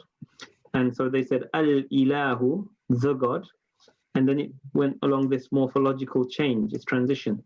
Al-ilahu became al-lahu. And then you doubled up the middle lam and became Allahu. Yeah, so it goes from there to there to there. All right, it's just an interesting point about the name Allah. But here we have a proper noun that's, of course, definite, because Allah is known to us in our hearts and our minds, regardless of whether there's an al on it. All right. Okay. There are other names such as Hasanun. My name is Hasan, which has a tanween, and the name exists with a tanween, and sometimes we also put an al on it. So we sometimes say Al-Hasanu. And often they do that when they want to praise that person. So there's a hidden madh. Madh means praise. So when you say Al-Hasan wal-Husayn, the grandsons of the Prophet Muhammad sallallahu alaihi wasallam, when you put the al on it, it indicates that there is a madh, there is a praise contained within the statement, because we've defined it, we haven't defined it, but we put the al on it to indicate that Al-Hasan and Al-Husayn were themselves very, very beautiful. Okay? So if your name is Hasanun and someone calls you Al-Hasanu, they're praising you. So Arabic is such a beautiful language. You can just put al on a word and turn it into a praise. Okay, now this is just a small box. I'm not going to go into this, but it just tells us that there are some words that have a real hamza. Don't bother reading this, just listen to me. There are some words that have a real hamza and other words that have a wannabe hamza. What does wannabe mean? It wants to be. They wish they were hamza. Isn't really, yeah? Pretending. A pretend hamza, yeah. Okay, so the easiest way to understand the distinction between a real hamza and a pretend hamza is you first treat this one as your default. I like to teach through defaults. You probably gathered that by now in the last 2 years. I love the word default, right? Yeah, okay. So whenever I'm learning something, I always think, it's just the way my brain works, I think, what's the default? What's the ordinary situation? Because I'm going to use that as my backbone for my knowledge, right? So I always do this with anything. So when I moved to Dubai in 2008, I was there for 3 years working as a lawyer. I didn't know the city. So the first thing I thought is I need to orient myself. I need to find the biggest road in Dubai. So I got the map and I found the biggest road that runs all the way through Dubai, down the middle, called Sheikh Zayed Road, all right? And that's the arterial road. That's the backbone of the city. And then what I did was as I learned new places, I mapped them along Sheikh Zayed Road. You see? So Sheikh Zayed Road was my default, and then going right or left or whichever way I was derogating from the default, so I could therefore navigate from any place. So I built a mental map, all right? It's just the way I work. I like to be oriented wherever I am. So let's treat Hamzat al-Qata as our default. So whenever you hear the glottal stop, the yeah, say E. You hear that sound, all right? You'll hear a lot of it in East London, you know what I mean? What, that, not, yeah, that sound is a glottal stop. You hear that sound, you assume this is a real hamza, all right? So your default is the sound creates a real hamza, and you write the hamza. You have to write this. If it's a real hamza, you have to write this hamza. You can't not write it. It's a spelling mistake. So if I'm writing the word asma'un, should I assume there's a real hamza there because there's a sound? Yeah. So if I'm saying asma, there's two hamzas. Asma. Asma. I assume they're both real hamzas because I have not been taught otherwise. However, I want you to also learn that in some situations, there are some words where you hear the sound, but there's no real hamza. So if you take this word, this one here, right? Has anybody seen this word before? Ismun, name. All right, I'm going to offer another million. I'll offer £1 billion. £1 billion to anyone who can pronounce this. £1 billion says it's impossible. It's impossible. Yes. Okay. Because the good. The sir is a stuck sound. It's stuck. It can't move. Right. So the sir is a stuck sound. So I can't communicate with the sir. There's nothing before it, nothing after it. So I need a liaison vowel, and Arabic tells me that the liaison vowel for this word is, interestingly, anybody know what the root of the word ismun is? The word for noun or name. Anybody know the root? The 3-letter root? Is it sin, meme, hamza? Is it? It's actually not, but good guess. You've guessed the last letters here on the end. It's actually sin, meme, and wow. Wow. Right? And the name, the word ismun, comes from the root samawa. What other word do you know from that root? Samawat. Is it? Samawat. Good. Yeah, which is the plural of sama. Sama, which means sky. What does sama mean? I just told you sky. Yep. Sky. Sama is sama, anything that's above your head is your sama. So the ceiling in your room is also a sama, according to the Arabs. Okay. And why is it sama? Because it has sumu, which means elevation. It's lofty, it's high, it's exalted. All right. So what's the connection between loftiness and highness and exaltation and name? It's a philosophical question. Your name raises your status. Ah, your Not name. necessarily. All right. Let me give you an example. If I refuse to mention the name of something, what am I doing? Disrespecting it. I'm disrespecting it. Yes, I'm refusing to recognize it. Yeah, because to name something is to give it recognition. Does that make sense? Yeah. The Arabs have a maxim: at-tasmiyatu tamwihun bil musamma. Naming is elevation or ranking or honoring of the thing that you name. Right? Which is why, if you look at history, there are situations when people refuse to give something a name because they refuse to recognize it. Right? So if you look at the Arab media, even today, they will have a phrase, al-kiyan as-suhyuni. Guess what that means? Al-kiyan az-zuyuni. I'm turning the s into a z. Al-kiyan az-zayuni. Zionist. The Zionist entity. All right. So they refuse to even give it the word state. They refuse to say ad-dawlatu as-suhyuniyya, the Zionist state.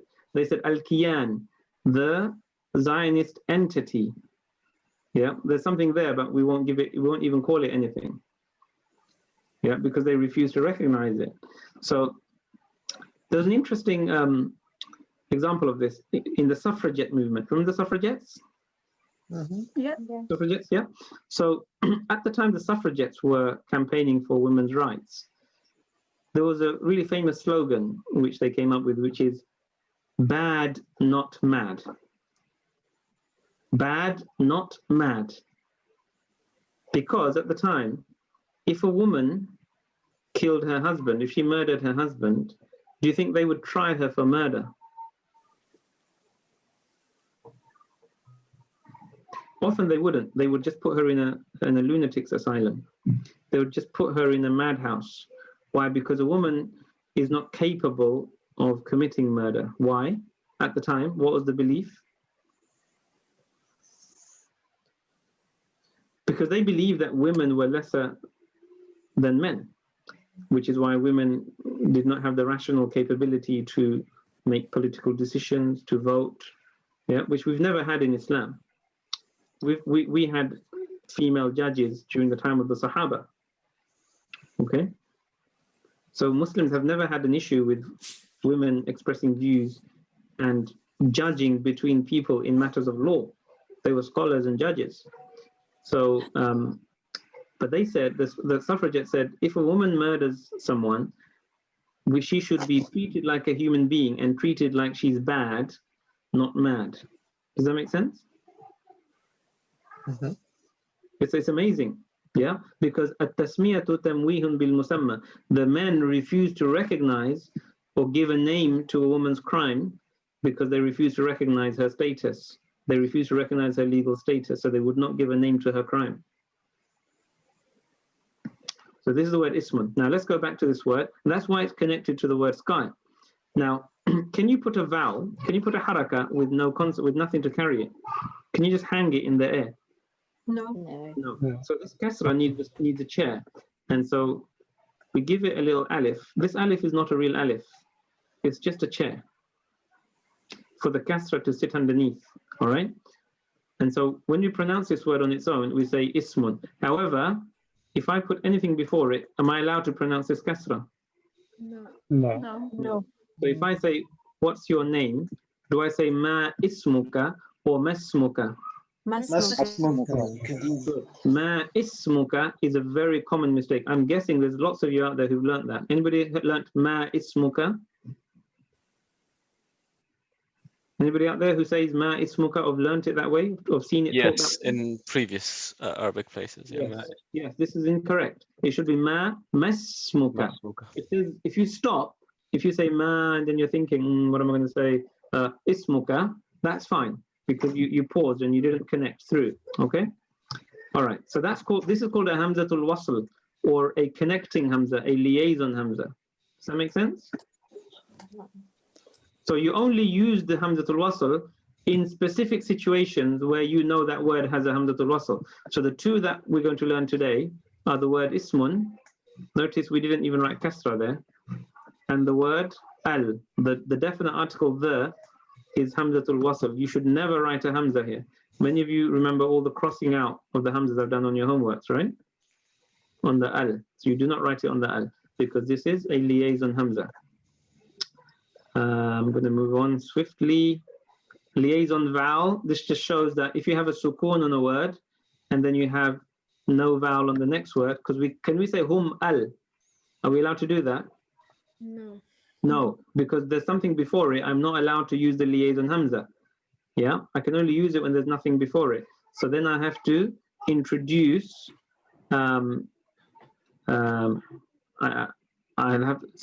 can say hum al if I paused. Hum, pause, al. However, if I'm connecting through, if there's a dhamma before it, you have a dhamma as the liaison vowel. The haraka munasiba, it's called in Arabic, the appropriate vowel. If there's a kasra before it, you put a fatha on it. So you say min al jinnati wan nas. If there's a fatha before it, you put a kasra. So if it's a dhamma, you have a dhamma. If it's a fatha or a kasra, you do the opposite. Okay? All right. Al-mamnu'u min as-sarf. I'm going to have to move a bit faster because I want to try and finish off by around, hopefully, 8:45. Al-mamnu'u min as-sarf. The diptotes. The mamnu'un min as-sarf is of two types. You have proper noun diptotes and you have common noun diptotes. What's the difference between a proper noun and a common noun? Proper nouns are intrinsically definite. Non-Arabic. Yeah, these nouns are already definite. Are these nouns definite? No. No. No. Can I put al on these two? No, they don't change. Those don't change. Can I put al on these two? Yes. Yeah. Then they lose their diptote and become triptote. Maria, you're going ahead of me. All right, yes, well done. So if you put an al on these two words, they stop being a diptote. They stop being mamnu'un min as-sarf. Mamnu'un min as-sarf literally means forbidden from change. All right, but these ones will only lose their diptoteness if they're the first word of an idafa.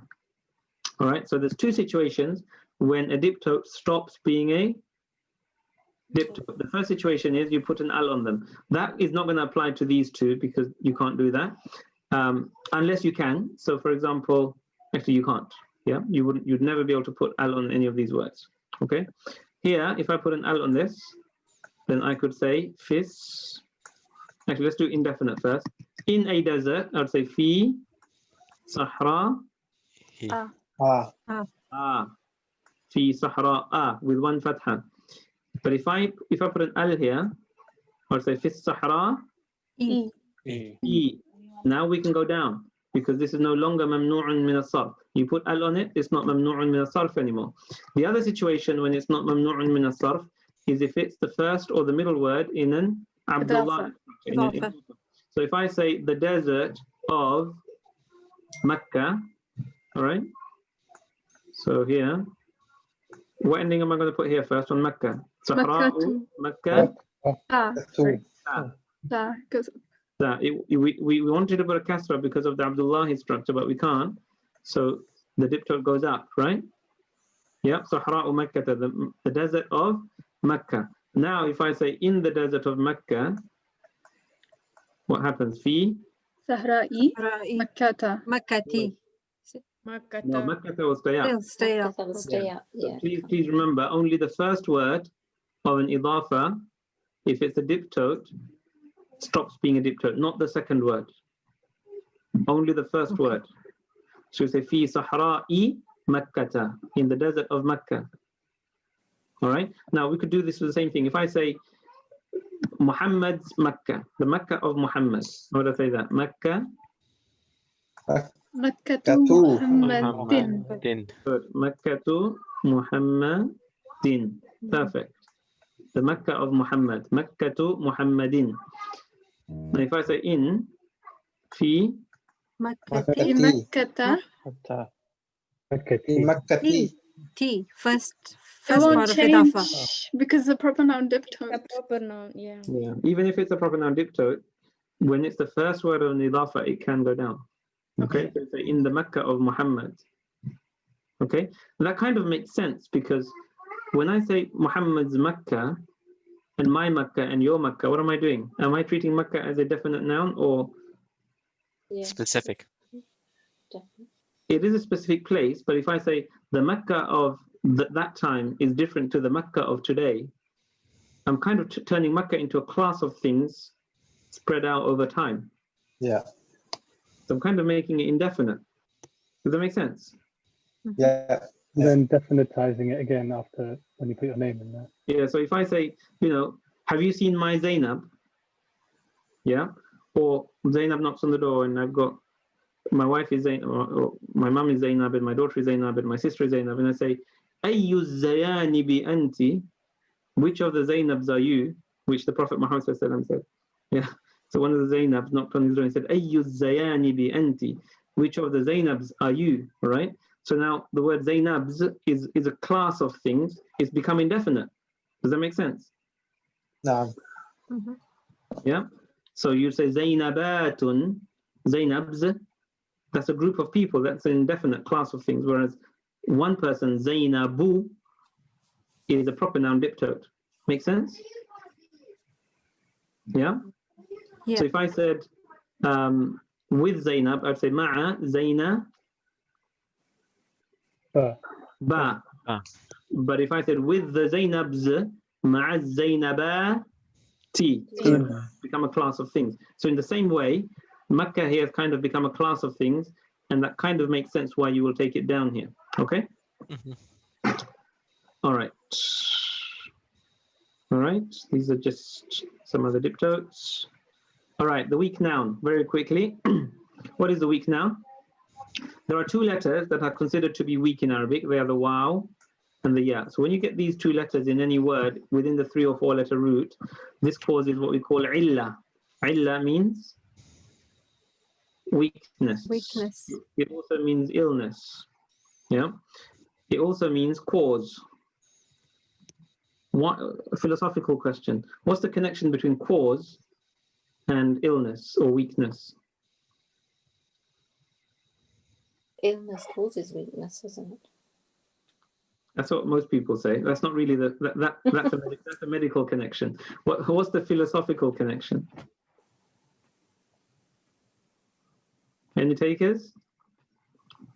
Okay. Everything in creation, everything created has an illah, has an operative cause, right? Or can material things, can matter and time be uncaused? No. No. So everything in creation, every physical matter and time has an illah, has a cause, and therefore has a weakness. Because if it were uncaused, it would not have a weakness, right? Who's the only person, who's the only one who is uncaused, who has no illah? Allah. Yes. See, lam yalid wa lam yulad. All right. So the word illah cannot apply to God because he is uncaused, and therefore he does not rely on a preceding cause for his existence. We do. All right. So therefore we have illah, we have cause and illness and weakness. We are frail, contingent human beings, whereas Allah is subsisting. He's Allahus Samad. Yeah. Allah has no need. Allah is self-subsisting. He has no illah. So that's the philosophical connection between the word illah which means both illness and also cause. In Usul al-Fiqh, which we're going to teach in some of our high levels. By the way, guys, our program feeds into an Islamic Studies, an Alamiya program taught completely in Arabic. That's what we're heading at, right? So our objective is to head into an Arabic medium, Usul al-Hadith, Tafsir, and so on, program, which I don't believe exists in the UK. You get it in the Arab world because they teach mainly Arab, so they assume you can speak Arabic. But in the UK, most of the Alamiya courses are taught in English medium or other languages. Or Urdu, that's right. So inshallah, we are pioneering our own Alamiya program. And from level 7, we'll be beginning this. We'll be starting the first steps, which is why we need to transition into Arabic. And you're going to be studying Balagha in level 7, and then Usul al-Hadith in level 8, and then Usul al-Tafsir in level 9 in Arabic medium, inshallah. All right, so this illah here is the waw or the ya. The waw or the ya causes some upset in the three-letter root. And so what happens is the waw and the ya sometimes remain a waw or a ya, or sometimes they turn into an alif, either an alif maqsura or an alif mamduda. An alif maqsura looks like this. This is not a ya. This is a ya. The ya has 2 dots. This is an alif. Both of these have the same sound. They're right? They're just a long fatha vowel. The waw or the ya will sometimes turn into one of these for phonetic reasons. When you have this waw, ya, or one of these alifs in the word, in the 3-letter root, you get something we call ismun mu'tallun. Mu'tall means literally ill, an ill noun or a weak noun. So let's have a look at, before that, we just got something about writing. This is a mistake, remember you can't write ismun. Let's move on. Right, so the waw or the ya are sometimes considered thaqil, heavy. Let's look at the types of words where they're thaqil. Actually, before that, we're going to look at types of words where the waw or the ya can actually not even be pronounced.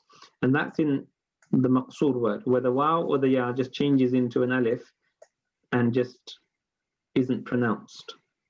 Okay, so that happens when you have a word such as ma'nan.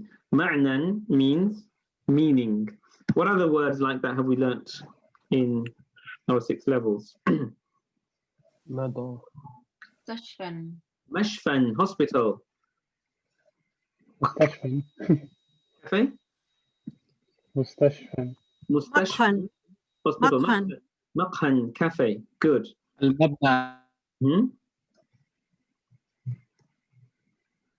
Broke up. All right. Ma'nan is another word which means meaning, and muthannan, which is the Arabic word for dual. Okay, these 2 words are maqsoor. And the way it works is like this. If you could pronounce, I'll explain it here. So there are basically certain phonetic changes that convert this word ma'nayun. All right, say ma'nayun, ma'nayun. Ma'nayun. Yeah, can you see it sounds a bit heavy?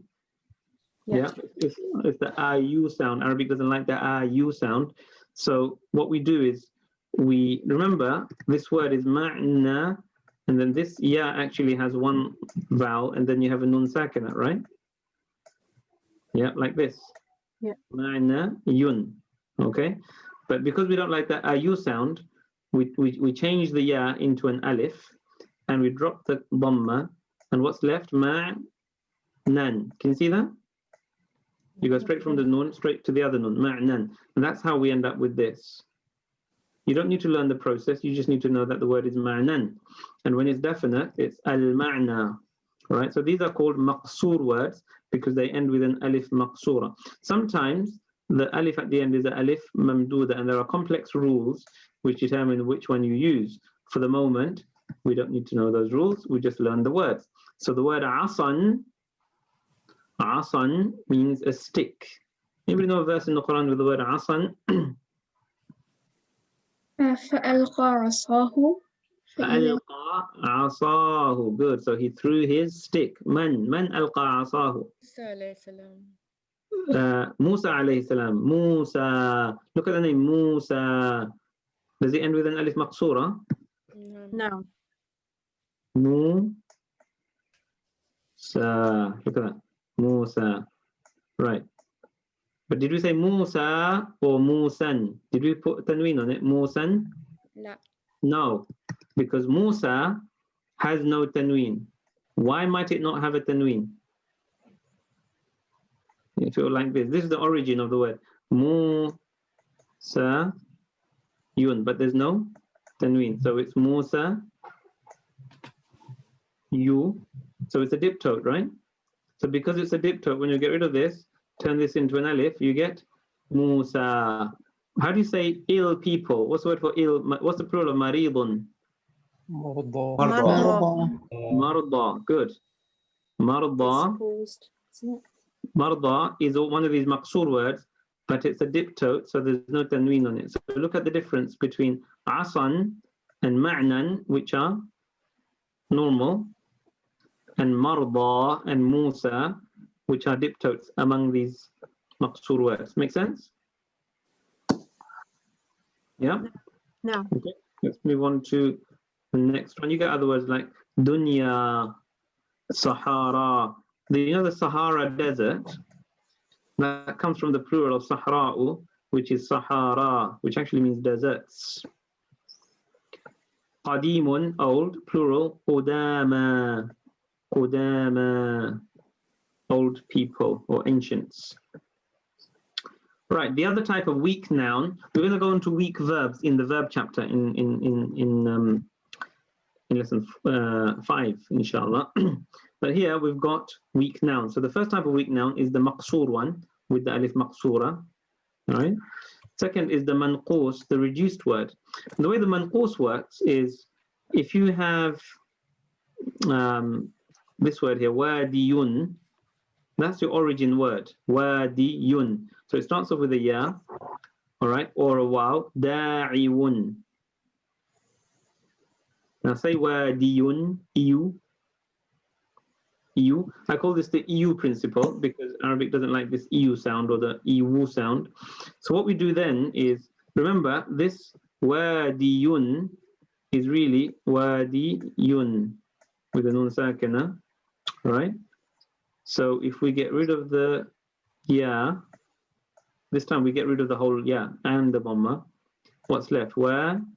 Din. Wadin. You see? So even when this word is in default, when it's marfu', when that ya, that hidden ya has a dhamma, you say wadin, da'in, caller, wadin, valley, safin, clear, ghalin, expensive. So you say hadha ghalin instead of hadha ghaliyun. Make sense? Okay, so that's called the manqus word. And sometimes we get plurals like this, like aradin, lands, ma'anin, ma'anin, meanings. The plural ma'nan is ma'anin. You have the number 8, thamanin. Number 8 is like this. It's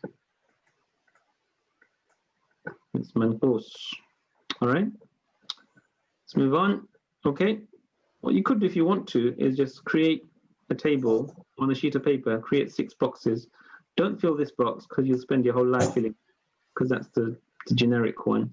Put your proper noun diptotes here, put your common noun diptotes here, put your maqsoor words here, put your maqsoor diptotes words here, and then put your manqus words here. Do you see? So then you have this mental map of the different types of words, different categories. Even if you don't fill it for that long, after all, what's going to happen is you don't have to fill that. After you've done half a page, your brain will automatically slot them in. So you'll have very clear distinction, right? So if I say to you, Maulan, which box is it going to go in? 4. 4, good. If I say to you, Jarin, Shorten. Shorten, manqus, 6, good. All right, let's keep going. All right, sira. So Arabic has this concept of a sira. Sira is the form of a word. So we take the roots fa'ala and we create what we call al-mizan al-sarfi, the morphological template or the morphological scale or measure and we map it using fa'ala. So if you take the root fa'ilun, so you take fa'ala, you just add this extra alif to the middle, the after the first letter, and you have fatha and a kasra here, you get what we call ismul fa'ili. So you do that to any root, you get the noun or the adjective that refers to the person or the thing that does that action. So if I say qatala, means to kill, the person who kills would be قاتل. Good. So dhahaba, the person who goes is ذاهب. Good. وإني ذاهب إلى ربي سيهدين. من قال ذلك? إبراهيم عليه السلام. Ibrahim alayhi salam said, and I'm going to my Lord. So in Arabic, we use this active participle in noun sentences like this, أنا ذاهب. And when that's done, it denotes actually the future. Right? So وَإِنِّي ذَاهِبٌ إِلَىٰ رَبِّي means, no, I'm not going right now because I'm standing here, I'm not going. I will go in the future. Yeah? وَقَالَ رَبُّنَا تَعَالَى وَلَا تَقُولَنَّ لِشَيْءٍ إِنِّي فَاعِلٌ ذَلِكَ غَدًا. And don't say about anything that I'm going to do that tomorrow. So إِنِّي فَاعِلٌ, does it mean I'm doing it now or I'm going to do it tomorrow? Yeah. So this active participle used in a noun sentence is used for a future meaning unless, listen carefully, unless you use inna and you put a lam, you put the lam of tawqeed on the khabar. So if I say inni la dhahibun ila rabbi, this lam specifies the meaning of that noun sentence for the present.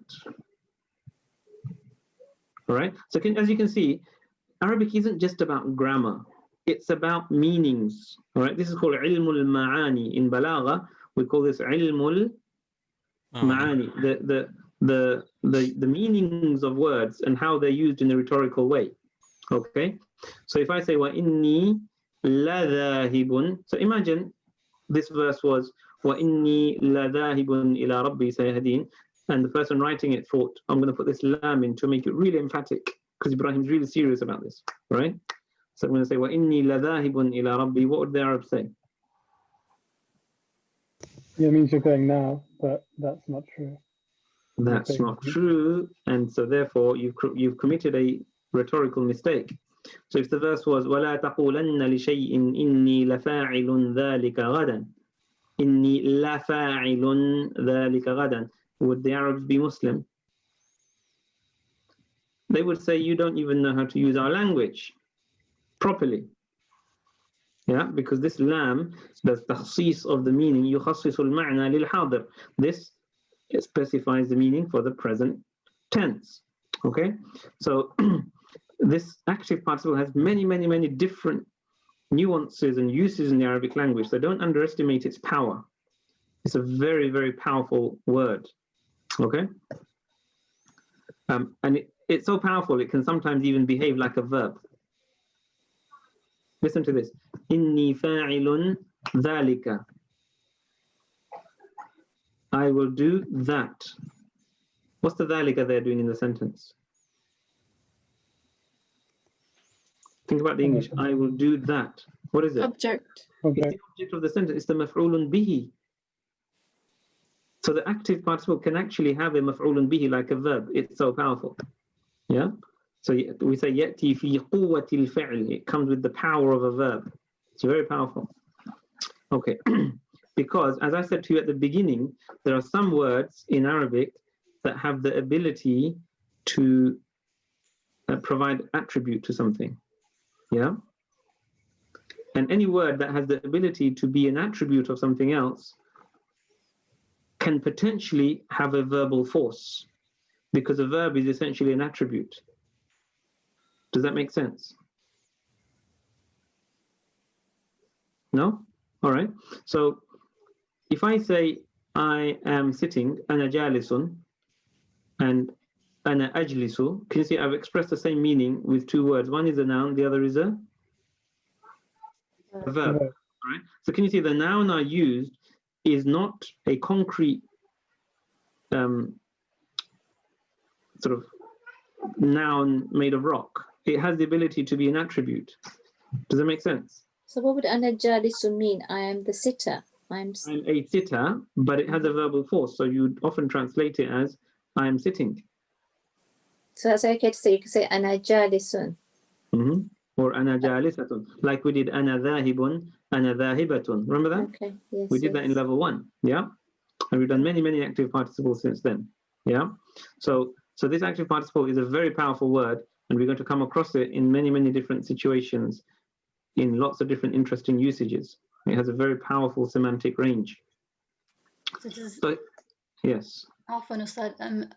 Does the active participle then take gender and plurality? Yes, of course. So say fa'ilun, fa'ilatun, fa'iluna, fa'ilatun. Yeah, so it's like a noun, like any other noun, right? But it's different to jabalun, which is rock. Yeah. Although even a mountain can be used descriptively. If I say this is a mountain goat, right? In English, I can turn the word mountain into an adjective. You can't do that in Arabic. Yeah, you have to say jabaliyun. Yeah. هذا ماعز جبلي. You have to add this ya. I'm going to come to that in a bit. So you have to turn that concrete rock noun into an attribute that's able to describe. But there are some nouns that are intrinsically able to describe. Does that make sense? All right. So if I say ana fahimun, I understand, and I say afhamu, I understand, those two have very similar meanings. However, the active participle indicates that my meaning is more solid. Why do you think that is? Which are more solid, nouns or verbs? Noun. Noun.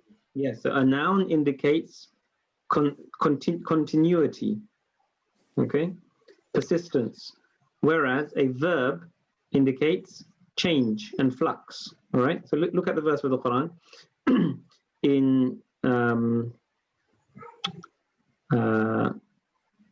Surah Al-Mulk. Who knows the verse of do they not look at the birds? I say أولم يروا إلى الطير صافات ويقبضن. Good. You missed a small word in the middle. فوقهم. Yeah. أولم يروا أولم يروا إلى الطير. Do they not look at the birds? فوقهم, above them. صاف. So the word صاف is the ismul fa'il of a doubled root, right?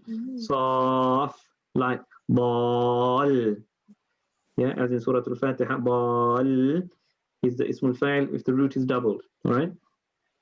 So صافات, so they stretch out their wings.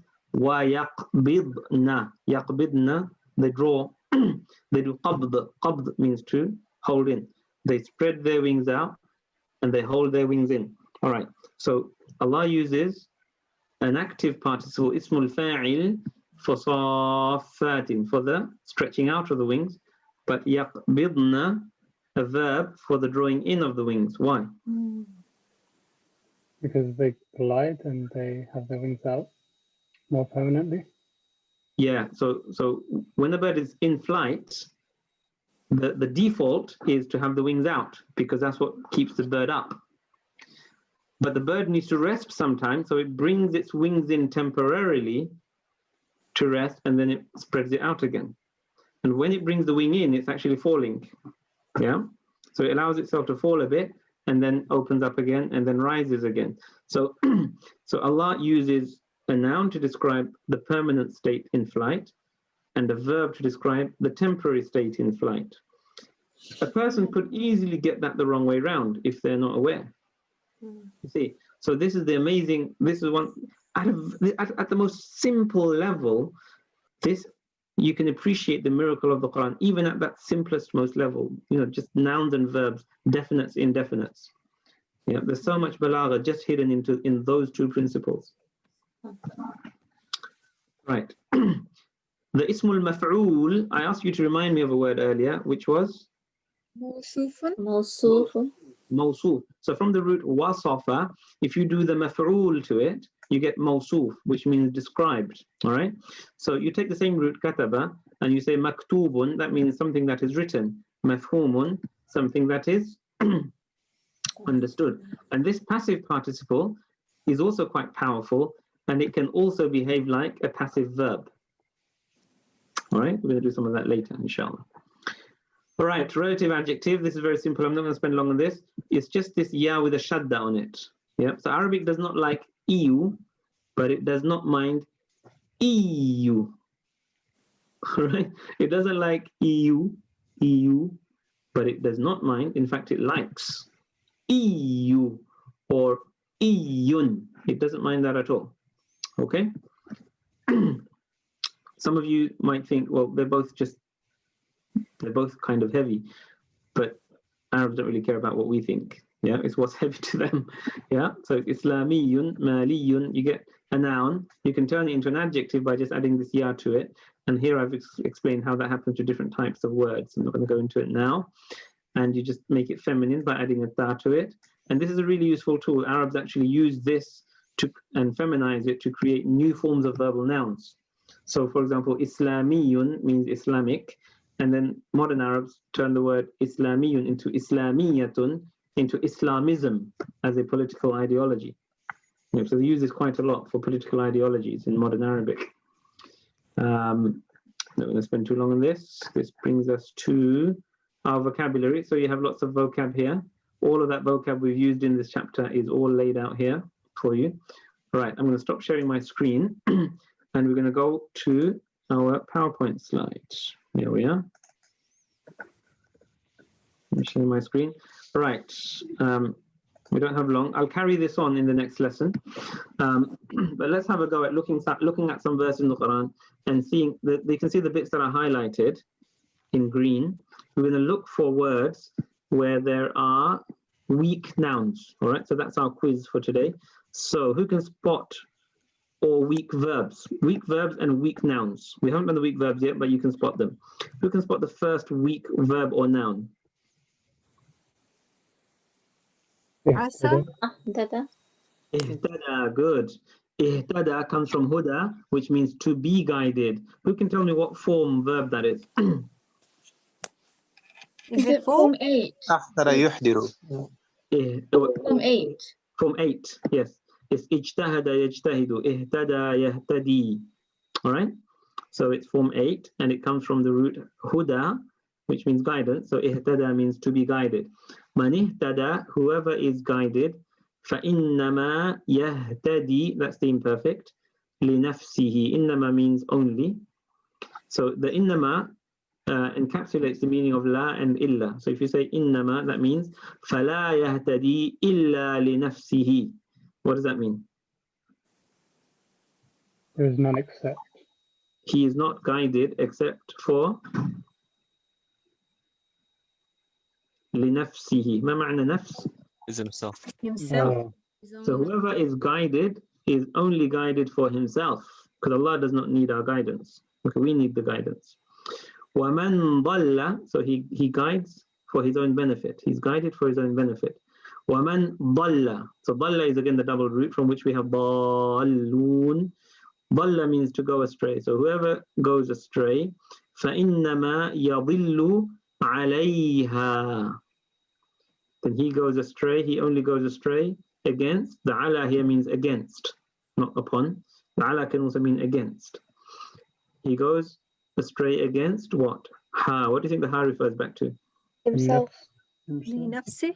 Linafsi, good. So the word nafs is feminine. Notice that? Yep, so the word nafs, the soul, is feminine. Wala taziru, the word taziru comes from wazara yaziru. What's a wazir? Minister. So a wazir is literally a person who carries a burden, who has a portfolio, like a big fat. Imagine a minister with the chancellor of the Czech carrying his portfolio on his head. So he's a wazir. He's got a wizr, which is a burden. All right. So wazara yaziru means to carry a burden. Wala taziru waziratun. Can you see? Who can see an active participle? Yeah. Waziratun. Good. So waziratun. So the waziratun here is feminine because it's referring to the nafs. Nafsun waziratun, a soul carrying a burden. So the wazir is the burden carrier. So no burden carrier carries wizra ukhra. What is wizr? What do you think wizr might mean? weight or courage. Weight, good, it's the verbal noun. And ukhra means Another one. another, good. So ukhra is the feminine of akharu. Remember akharu? Yeah. So right, so let's see. So we've got a weak noun ihtada and yahtadi, and then what's the next weak word? Ukhra. Okay, what's the name? Anybody remember the name for that type of weak word? What do you call that alif at the end of it? Alif maqsura. So it's called a maqsur noun. Does that make sense? Yeah, ismun maqsurun, we call it. Ismun maqsurun. Yeah, a maqsur noun. Ustad, so No. if it was, for example, wizral ukhra, what would it made it sound like? Okay, so that if you made that word definite and the wizard of the other, that wouldn't make sense because the definite would be used usually when what we're referring to is known. Whereas here, the ukhra is unknown. It's another person, an unknown person. Okay. Yeah. All right, let's go to the next verse. Here we have wadmum. Dhamma means to literally do this. So Allah told Musa alayhi salam to fold his arms under his armpits like this. So wadmum yadaka. So fold your arms like this. Ila janahika. Ma ma'na janah? Wing. Wing. Yeah. So put your hand in your wing, literally under your arms. So the word janah here is a metonymy. It's not literal wing. We don't have wings. We have arms. So the word wing is used to mean arms. But can you see when you do this, does it kind of look like a bird? No. So can you see the visual imagery of the Qur'an? The Qur'an is all about taswir. This is what we sometimes forget. The Qur'an is not a dead book. It is effectively an oral tradition. When the Arabs sat around the fire and the poets came and they would recite from memory thousands of lines, and others would listen once and memorize the whole 1,000-line poem by listening once, they were practicing what we call an oral tradition. The Quran came to these people, and in that oral tradition, most of the people did not read and write, they imagined. So the Quran, so if a book came to them that did not invoke their imagination, they would not respond to it. It has to be vivid with imagination. So وَضْمُمْ يَدَكَ إِلَى جَنَاحِكَ. Look at the word janah here. Why is Allah using the word janah? There's a purpose. It gives you imagery. Yeah?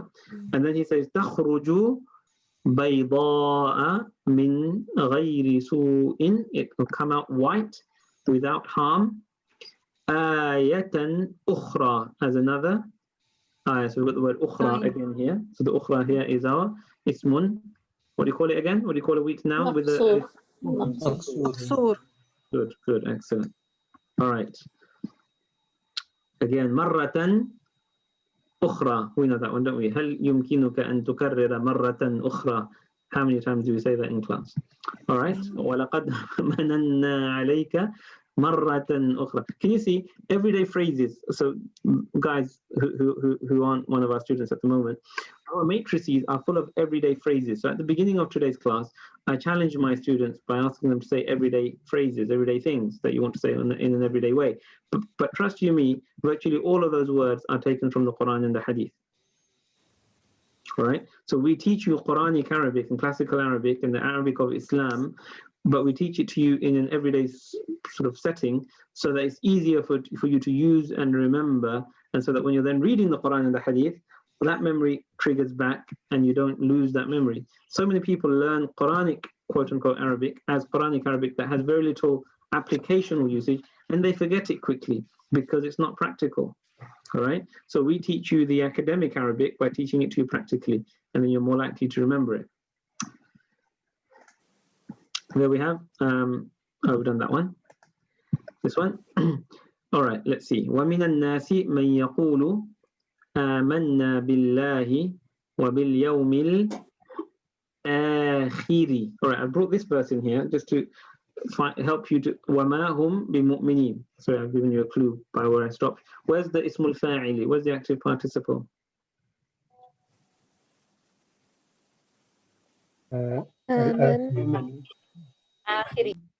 Akhir, good. So the word akhirun is the ismul fa'ili, is the active part, which means last. What's the feminine? آخرتي. When you give a word on its own, you need to give it in. أخرى. Is it أخرى? آخرة. آخرة. All right. Some of you are saying akhiratu, some of you are saying akhirati. Come on, guys. Akhiratun. So I teach my students, when you give a word on its own, you stick to default. Remember the backbone of the language, you stick to default, stick to dhamma, unless you have a reason to go up or a reason to go down. All right, so all you do is you learn, and there's only like 4 or 5 reasons to go up, by the way, and only 2 reasons to go down. So if you know 5 plus 2, if you know 7 principles, 99% of your grammar is taken care of. All right, so when do we go up? Objects of the verb. The object of the verb, the done to goes up. What else? Adverbs. Inna. Good. And then inna makes the subject of the noun sentence go up. Kana makes the خبر go up. And an and her sisters make what go up? verbs. The imperfect verb. All right. All right. So those are the ups. About 5 things. Yeah. How many downs? There's only 2. What are they? Position. إضافة. Idafa and the harf jar. There's only 2 downs. Right. There's no more downs in Arabic. Only 2 majroor. That's it. 5, 6, 7. The rest is default, except of course for the majzoom. You've got to watch out for that one. But those are not so common. All right. So if you know those 7 principles and you know to stick to default unless you go up or down, then practically speaking, you can do 90% of your i'rab as you speak. All right. So we have, so remember, you stick to default. Unless it's a diptote, you put a tanween on it as well. Akhirun, akhiratun. Okay. That means last. There's another word that's similar that people confuse, which is akharu, which means other. That's a diptote. Akha. The kha has a fatha on there. Akharu, feminine, ukhra. All right. So if I say another lesson, I'll say darsun akharu. Okay, challenge. I want another lesson. أريد درسا آخر. Good. أريد درسا آخر. I am in another lesson. أنا في درس آخر. No, آخر means last. I'm not saying I'm in the last lesson. I'm in another lesson. أنا في درس آخر.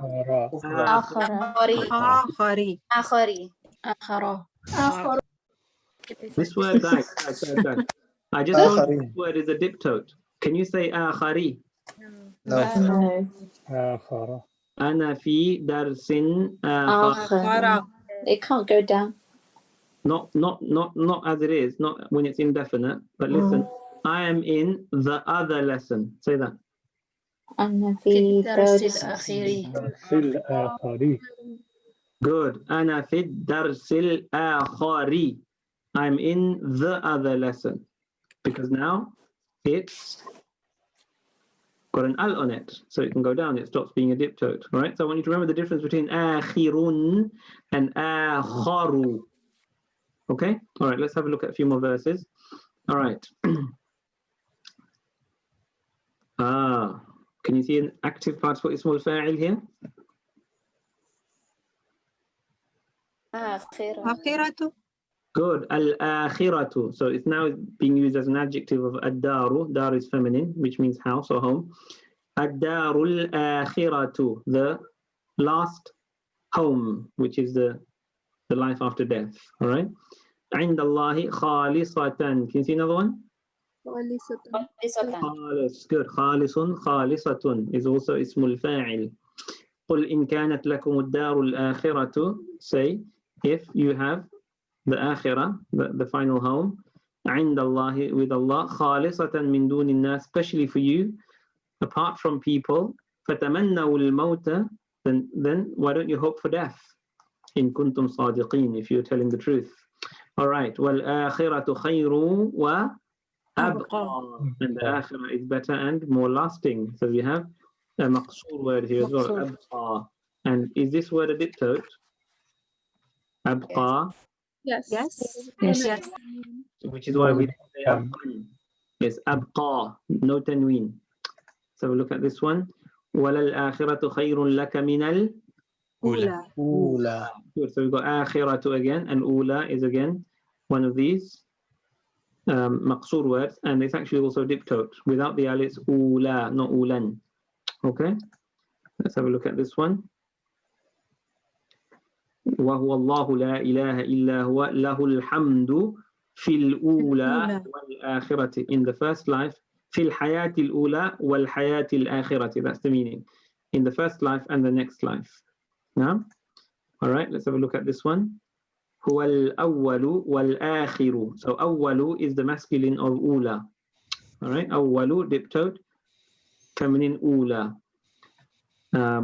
آخر diptote, feminine أخرى. Can you see the pattern? Those two words are the same pattern.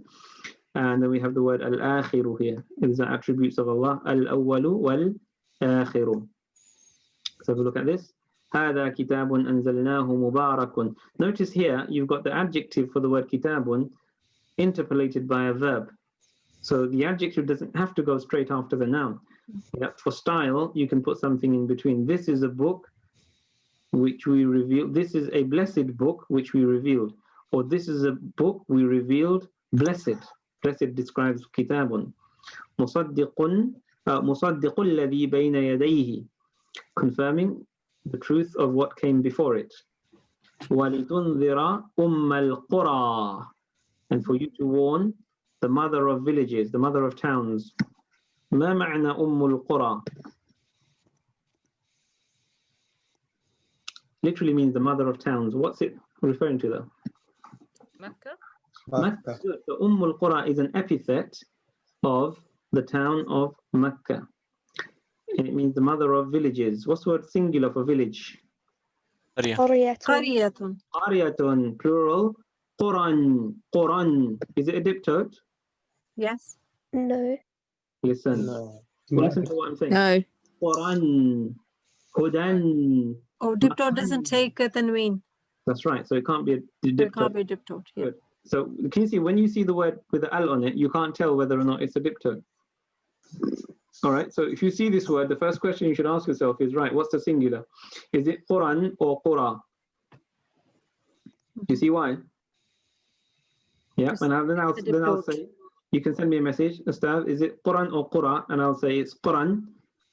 And then you say, so it's not a diptote. So I'll say, هذه قرى. These are villages. Yeah. Okay. Al-Qura again here. Al-Qura.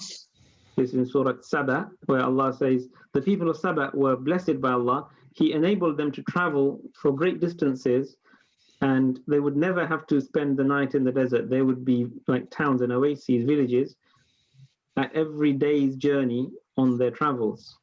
And guess what they said? Allahumma ba'id, faqalu rabbana ba'id bayna asfarina. Oh Allah, make our travel further. We want to suffer. Sometimes Allah blesses you with what you've got and you go out looking for something else. Allah blesses you with a wife and you go out looking at some other people. All right? So this is something that is, you might read this and think, what a foolish people. Allah blessed them with these villages and they could travel in safety and they could, they had an inn and an oasis within a day's journey from any stop. And yet they wanted Allah to give them hardship, for Allah to not to give this blessing to them. And we think this is foolish. Yet when we examine our own minds, sometimes we do exactly the same thing. Allah blesses us and we go out looking for other things. Allah gave Bani Israel manna and salwa, food from heaven, and they wanted lentils and onions and garlic and the food of the earth. Yeah. Sometimes we want something less. أَتَسْتَبْدِلُونَ الَّذِي هُوَ أَجْنَى بِالَّذِي هُوَ خَيْرٌ. Do you swap that which is less for that which is better? All right. So this is a recurring theme in the Quran. Yeah. And sometimes we think the Bani Israel were foolish. If you had food from heaven, why would you want anything else? If you have oases through your journey, why would you want anything else? If you have a beautiful wife, why would you want anything else? And yet, foolish men look at other people's wives. Yeah, so let's learn a lesson from this. يسألونك عن الخمر والميسر قل فيهما إثم كبير ومنافع للناس وإثمهما أكبر من نفعهما. Yeah. All right. Who can find the word we're looking for here?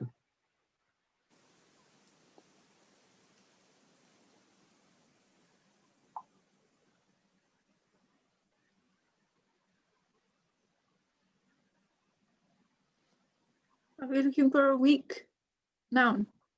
I thought we were, but I think it's not there. But this is a nice verse, though, isn't it?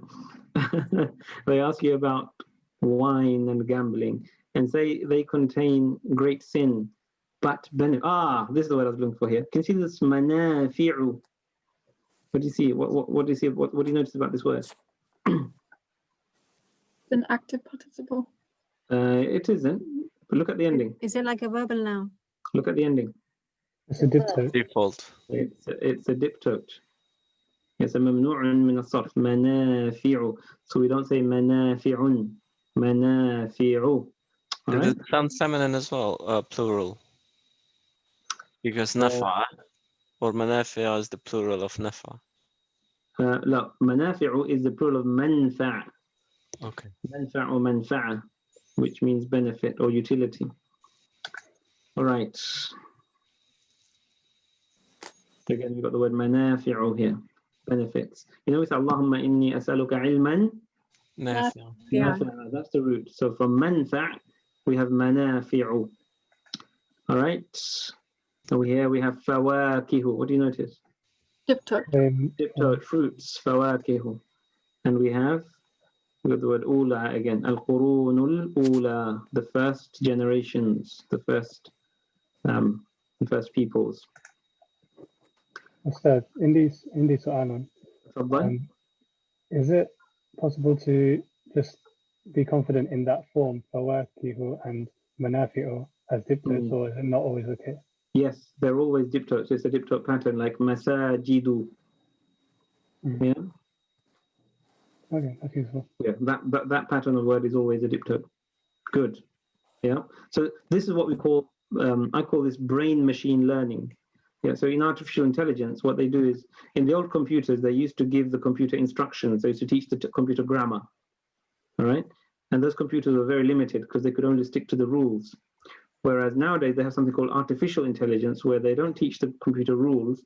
They just give the computer a mass of structured information where the rules are already done. They just feed it in with ready-made information where the rules have already been constructed. They just give it lots and lots of grammatically correct sentences. And then the computer looks through this and realizes there's a pattern. And then it teaches itself those patterns. And then when you give it new information, it can use those patterns to construct the new information. Yeah, that's basically how the human brain works. If you teach the human brain rules, then you're teaching your brain to become a Second World War IBM machine. Yeah, you're going backwards.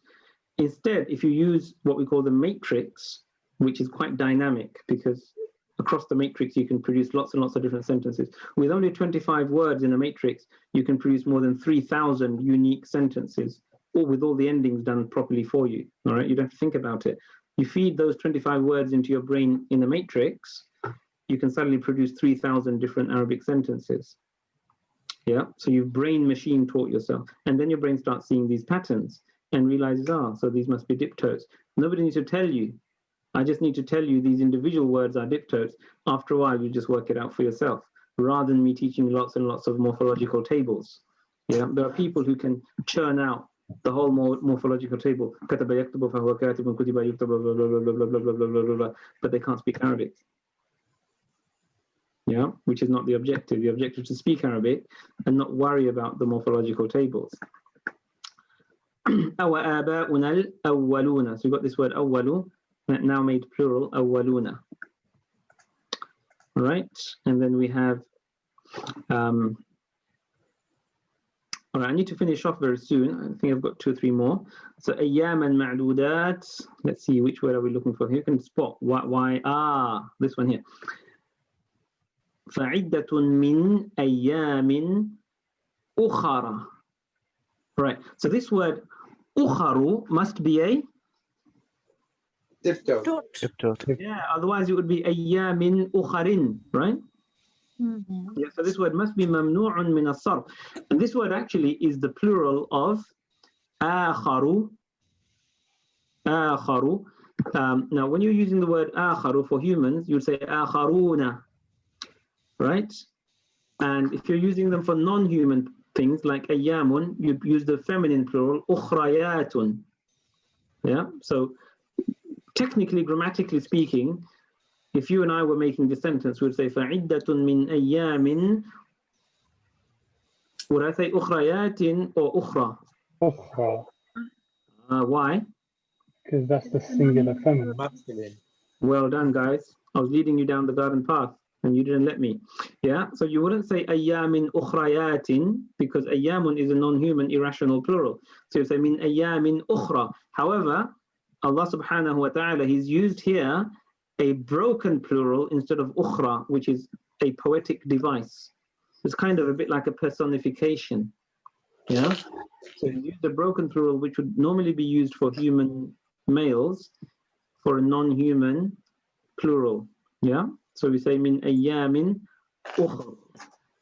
Now, right? Let's have a look at this one. So here we have in قل إن هدى الله هو الهدى. This word huda again, which we talked about earlier, this maqsoor word. قل إن هدى الله هو الهدى. Who remembers if the word huda is a diptote or not?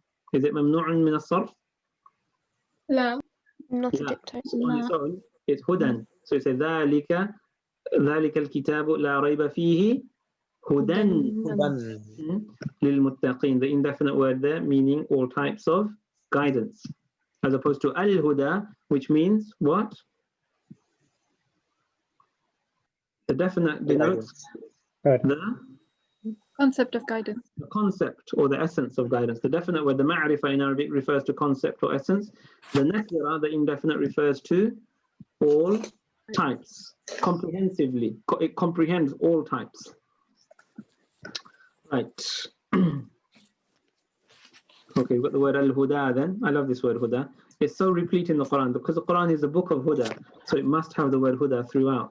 And can you see in some places it's al-huda and in other places it's hudan? Why do you think that is? Let's analyze this verse and let's understand why rhetorically the definite al-huda is the rhetorically optimal usage in this sentence. Ya Dawudu, inna ja'alnaka khalifatan. O Dawood, we've made you a vice regent fil ardi, upon the earth. Fahkum, so rule, bayna nasi, among people, bil haqq, with right and truth. Wala tattabi' al-huda. Hawa. Sorry, it's not Hawa.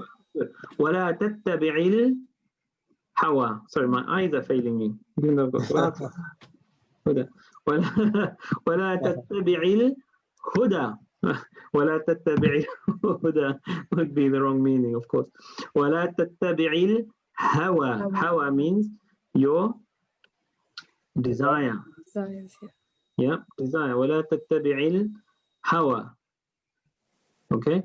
Why would you think we'd use? Why would you say al-hawa here and not ولا تتبع هوى?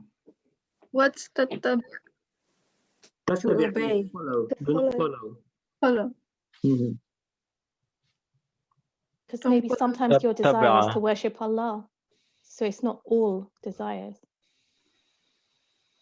Yes, that's an interesting one. Yeah. So here he's referring to a specific type of hawa which is bad, in which case you'd need to make it definite. Yeah. You see. So because it's al-hawa, which is known, the hawa that Allah is referring to here is known. If it was hawan, it would become vague, and it would also comprehend things it shouldn't denote. Well done. So can you see here in these other verses we've got other uses of al-huda. what I want you to do, I'm going to send you these slides. I'll give them to Rupon to send them out to you. I want you to look through these verses and look at the use of the word hudan in its indefinite form. Look at the use of the word al-huda in its definite form and try to work out in the context why hudan is used as indefinite where it is and definite where it is, on the basis of the balaghi principle that we've learned, that the definite denotes essence. Al-ma'rifatu tadullu ala al-mahiya. Mahiya means essence. وَالنَّكِرَةُ تدل على اشتمال الأفراد. It indicates the comprehending of all of its types. All right. And here we have the indefinite. هُدًى لِلْمُتَّقِينَ. The hudan here is all types of guidance. So that's the right usage here. If it was al-huda, that would be wrong. Yeah, and the Quran would not be the Quran, and we would not be Muslims today. If there was one alif and lam there, the Quran would not exist today because the Arabs would reject it. And finally, walahul jawari. Now we know that after lahu and indahu and ma'ahu and ladayhi, we stick to default. Default. So what would you expect after it? Walahul jawaru. Ru. All right. Now this word is very interesting. The manqus word. What's the manqus word? What letter do we normally have at the end of a manqus word? Alif maksura. Oh, that's the maqsoor word. Right, this is a bit of a tongue twister. So the maqsoor word has alif maqsura. The has a kasratain, which is the shortened version. The short manqus means shortened. But in the root, what letter is there at the end? Yeah. Wow. Yeah. Good. Yeah. So this word is actually walahul jawari with a ya and the sukoon on the ya, because we're not allowed to say al jawariyu. Remember that? Like samani lawati, samani. Samani, the 8. Yeah. You put al on these words like al madi. Do we say ad-darsul madiyu or ad-darsul madi? Ad-darsul madi. Good. Do we say ad-darsil madi or fi darsil madi? All right. Do you say e? لا حول ولا قوة إلا بالله. ماذا تقول يا بني? We can't say EU or E, remember? For the manqus word. So we don't say ad-darsul madiyu. We don't say fi darsil madiyi. We put a sukoon on the ya. Yeah. However, can that word go up? Yes, madi. Yeah. حضرت الدرس الماضي. Yeah. Yeah. Yes. Now in poetry, and this is min asalib al-Arab, one of the styles of the Arabs, is on these manqus words, when you put the al on them, they sometimes drop the ya. Yeah, to create assonance in the verse. وَلَهُ الْجَوَارِ الْمُنْشَآتُ. Yeah, because actually, if you think about it, even though the ya were written, you wouldn't pronounce it, would you? Because of the al following it. وَلَهُ الْجَوَارِ الْمُنْشَآتُ فِي الْبَحْرِ كَالْأَعْلَامِ. Yeah. So in this verse, if you've ever wondered, now there's a chap called Jay Smith. He sometimes appears in Speaker's Corner in Hyde Park. Have you heard of him? Yeah. He's an evangelical Christian apologist, and I've met him. He doesn't even speak Arabic, so he's not an Arabist. He hasn't really studied Arabic. He's maybe knows a few words. He doesn't speak it. He doesn't even know it academically. He just knows zilch Arabic. Yet he has the audacity to claim that the Qur'an has grammatical mistakes. One example he gives is this one. He says, وَلَهُ الْجَوَارِ الْمُنْشَآتِ. He says, in Arabic, adjectives have to agree with the noun they describe, and here there's disagreement. So he says, well, it should be وَلَهُ الْجَوَارُ الْمُنْشَآتُ, which just makes you laugh, because he just hasn't studied the morphology, and he hasn't studied the styles of the Arabs. All he's done is some other fool has told him that, I think there's a grammatical mistake in here because of the noun-adjective agreement that I learned in like my 5th lesson of Arabic. So let's challenge Islam. The Quran has grammatical mistakes. And it's kind of funny I mean, it would be sad if it wasn't so funny. So walahul jawari, there's a ya, and that ya is pronounced with a sukoon, and there is a hidden dhamma on the ya. Grammatically, the dhamma is there. So there is grammatical agreement between this word and that word, and the agreement is this dhamma agrees with the hidden dhamma on the hidden ya. So there we are. Eat your heart out, J. Smith. And look at the beauty of this.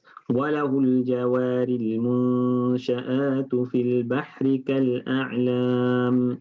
Next lesson, inshallah, I'm going to show you the miracle in one of the verses in Surah Al-Ahzab,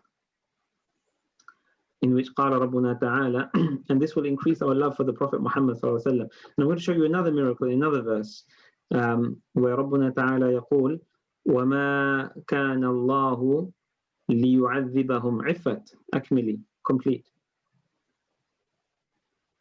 Do you know the verse? I exactly remember, but is it وَمَا كَانَ اللَّهُ لِيُعَذِّبَهُمْ وَلَكِنْ, wait, is this Surah Al-Ahzab? It's not in Surah Al-Ahzab, it's a different one. وَمَا كَانَ اللَّهُ لِيُعَذِّبَهُم وَأَنْتَ فِيهِمْ وَمَا كَانَ اللَّهُ مُعَذِّبَهُم وَهُمْ يَسْتَغْفِرُونَ. ممتاز. وَهُمْ يستغفرون. This is our 13-year-old guys. وَمَا كَانَ اللَّهُ مُعَذِّبَهُم وَهُمْ يَسْتَغْفِرُونَ. So we got in that sentence, we got the first part of the verse uses a verb. وَمَا كَانَ اللَّهُ لِيُعَذِّبَهُم. This is a verb, right? وَأَنْتَ فِيهِمْ, while you're among them, Ya Rasulullah, Ya Muhammad. وَمَا كَانَ اللَّهُ مُعَذِّبَهُم وَهُمْ يَسْتَغْفِرُونَ. And Allah would not punish them while they are saying astaghfirullah, all right? But then he uses the active part for ismul fa'il mu'adhib, like mu'allim, in the second part.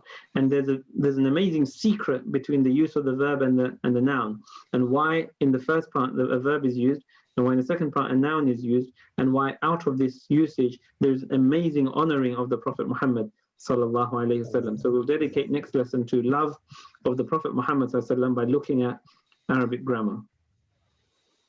Grammar isn't dry, guys. It's full of love. All right, we're going to look at another verse in Surah Al-Ahzab. وَقَالَ رَبُّنَا تَعَالَى بَعْدَ أَعُوذُ بِاللَّهِ مِنَ الشَّيْطَانِ الرَّجِيمِ وَمَا كَانَ ما كان محمد أبا أحد من رجالكم ما كان محمد أبا أحد من رجالكم. Look at this verse. We're going to look at the balance, because part of balagha is balance, the mizan. There is mizan in the Qur'an, in the verses and the sounds, the phonetic sounds, and the use of the words and the balance. All right, so we're going to look at balance in that verse, and we're going to look at tashrif of the Prophet Muhammad in the other verse, inshallah. All right. How is the ha pronounced in Muhammad? How is the ha pronounced? Yeah, it's soft, isn't it? I don't know. I'm just asking because I'm not sure. It's a ha. It's a sharp ha. A ha. All right. All right. Khalas. We've almost gone over by an hour because I couldn't stop, and Hanifa barakallahu fiki, she needed to leave but she couldn't leave. So mashallah. All right. Sorry I couldn't follow your chats on the chat group. Let's see if there's any questions here. Okay, so none of them is saying, I know Arabic grammar, but I can't speak. I have to study Arabic Medina book. Okay, please contact Groupon and please observe some of our lessons, because we can teach you how to speak. I've got a student in one of my classes. She's been studying grammar and teaching grammar. She's been studying grammar for 20 years and teaching grammar the last few years, but she can't speak. So she's zooming through our matrix method and literally speaking within days. So if you want to speak, please join us. All right. Okay. All right. قبل ما نكمل درسنا هل يوجد سؤال منكم؟ أي سؤال؟ نعم أستاذ، عندي سؤالا. تفضل. هل يمكن أن تعطينا نتيجة امتحاناتنا؟ طبعا. ما زلت أصحح أوراقكم من المستوى السادس. I'm still marking your papers. إن شاء الله سأحاول أن أكمل عملي في تصحيحها غدا إن شاء الله. سأوزع علاماتكم. I should distribute your marks. Okay? خلاص. إذا سنكمل كما هي عادتنا بالدعاء. قولوا معي: سبحانك اللهم وبحمدك أشهد أن لا إله إلا أنت أستغفرك وأتوب إليك. وجزاكم الله خيرا، والسلام عليكم ورحمة الله وبركاته. جزاك الله خيرا. مع السلامة.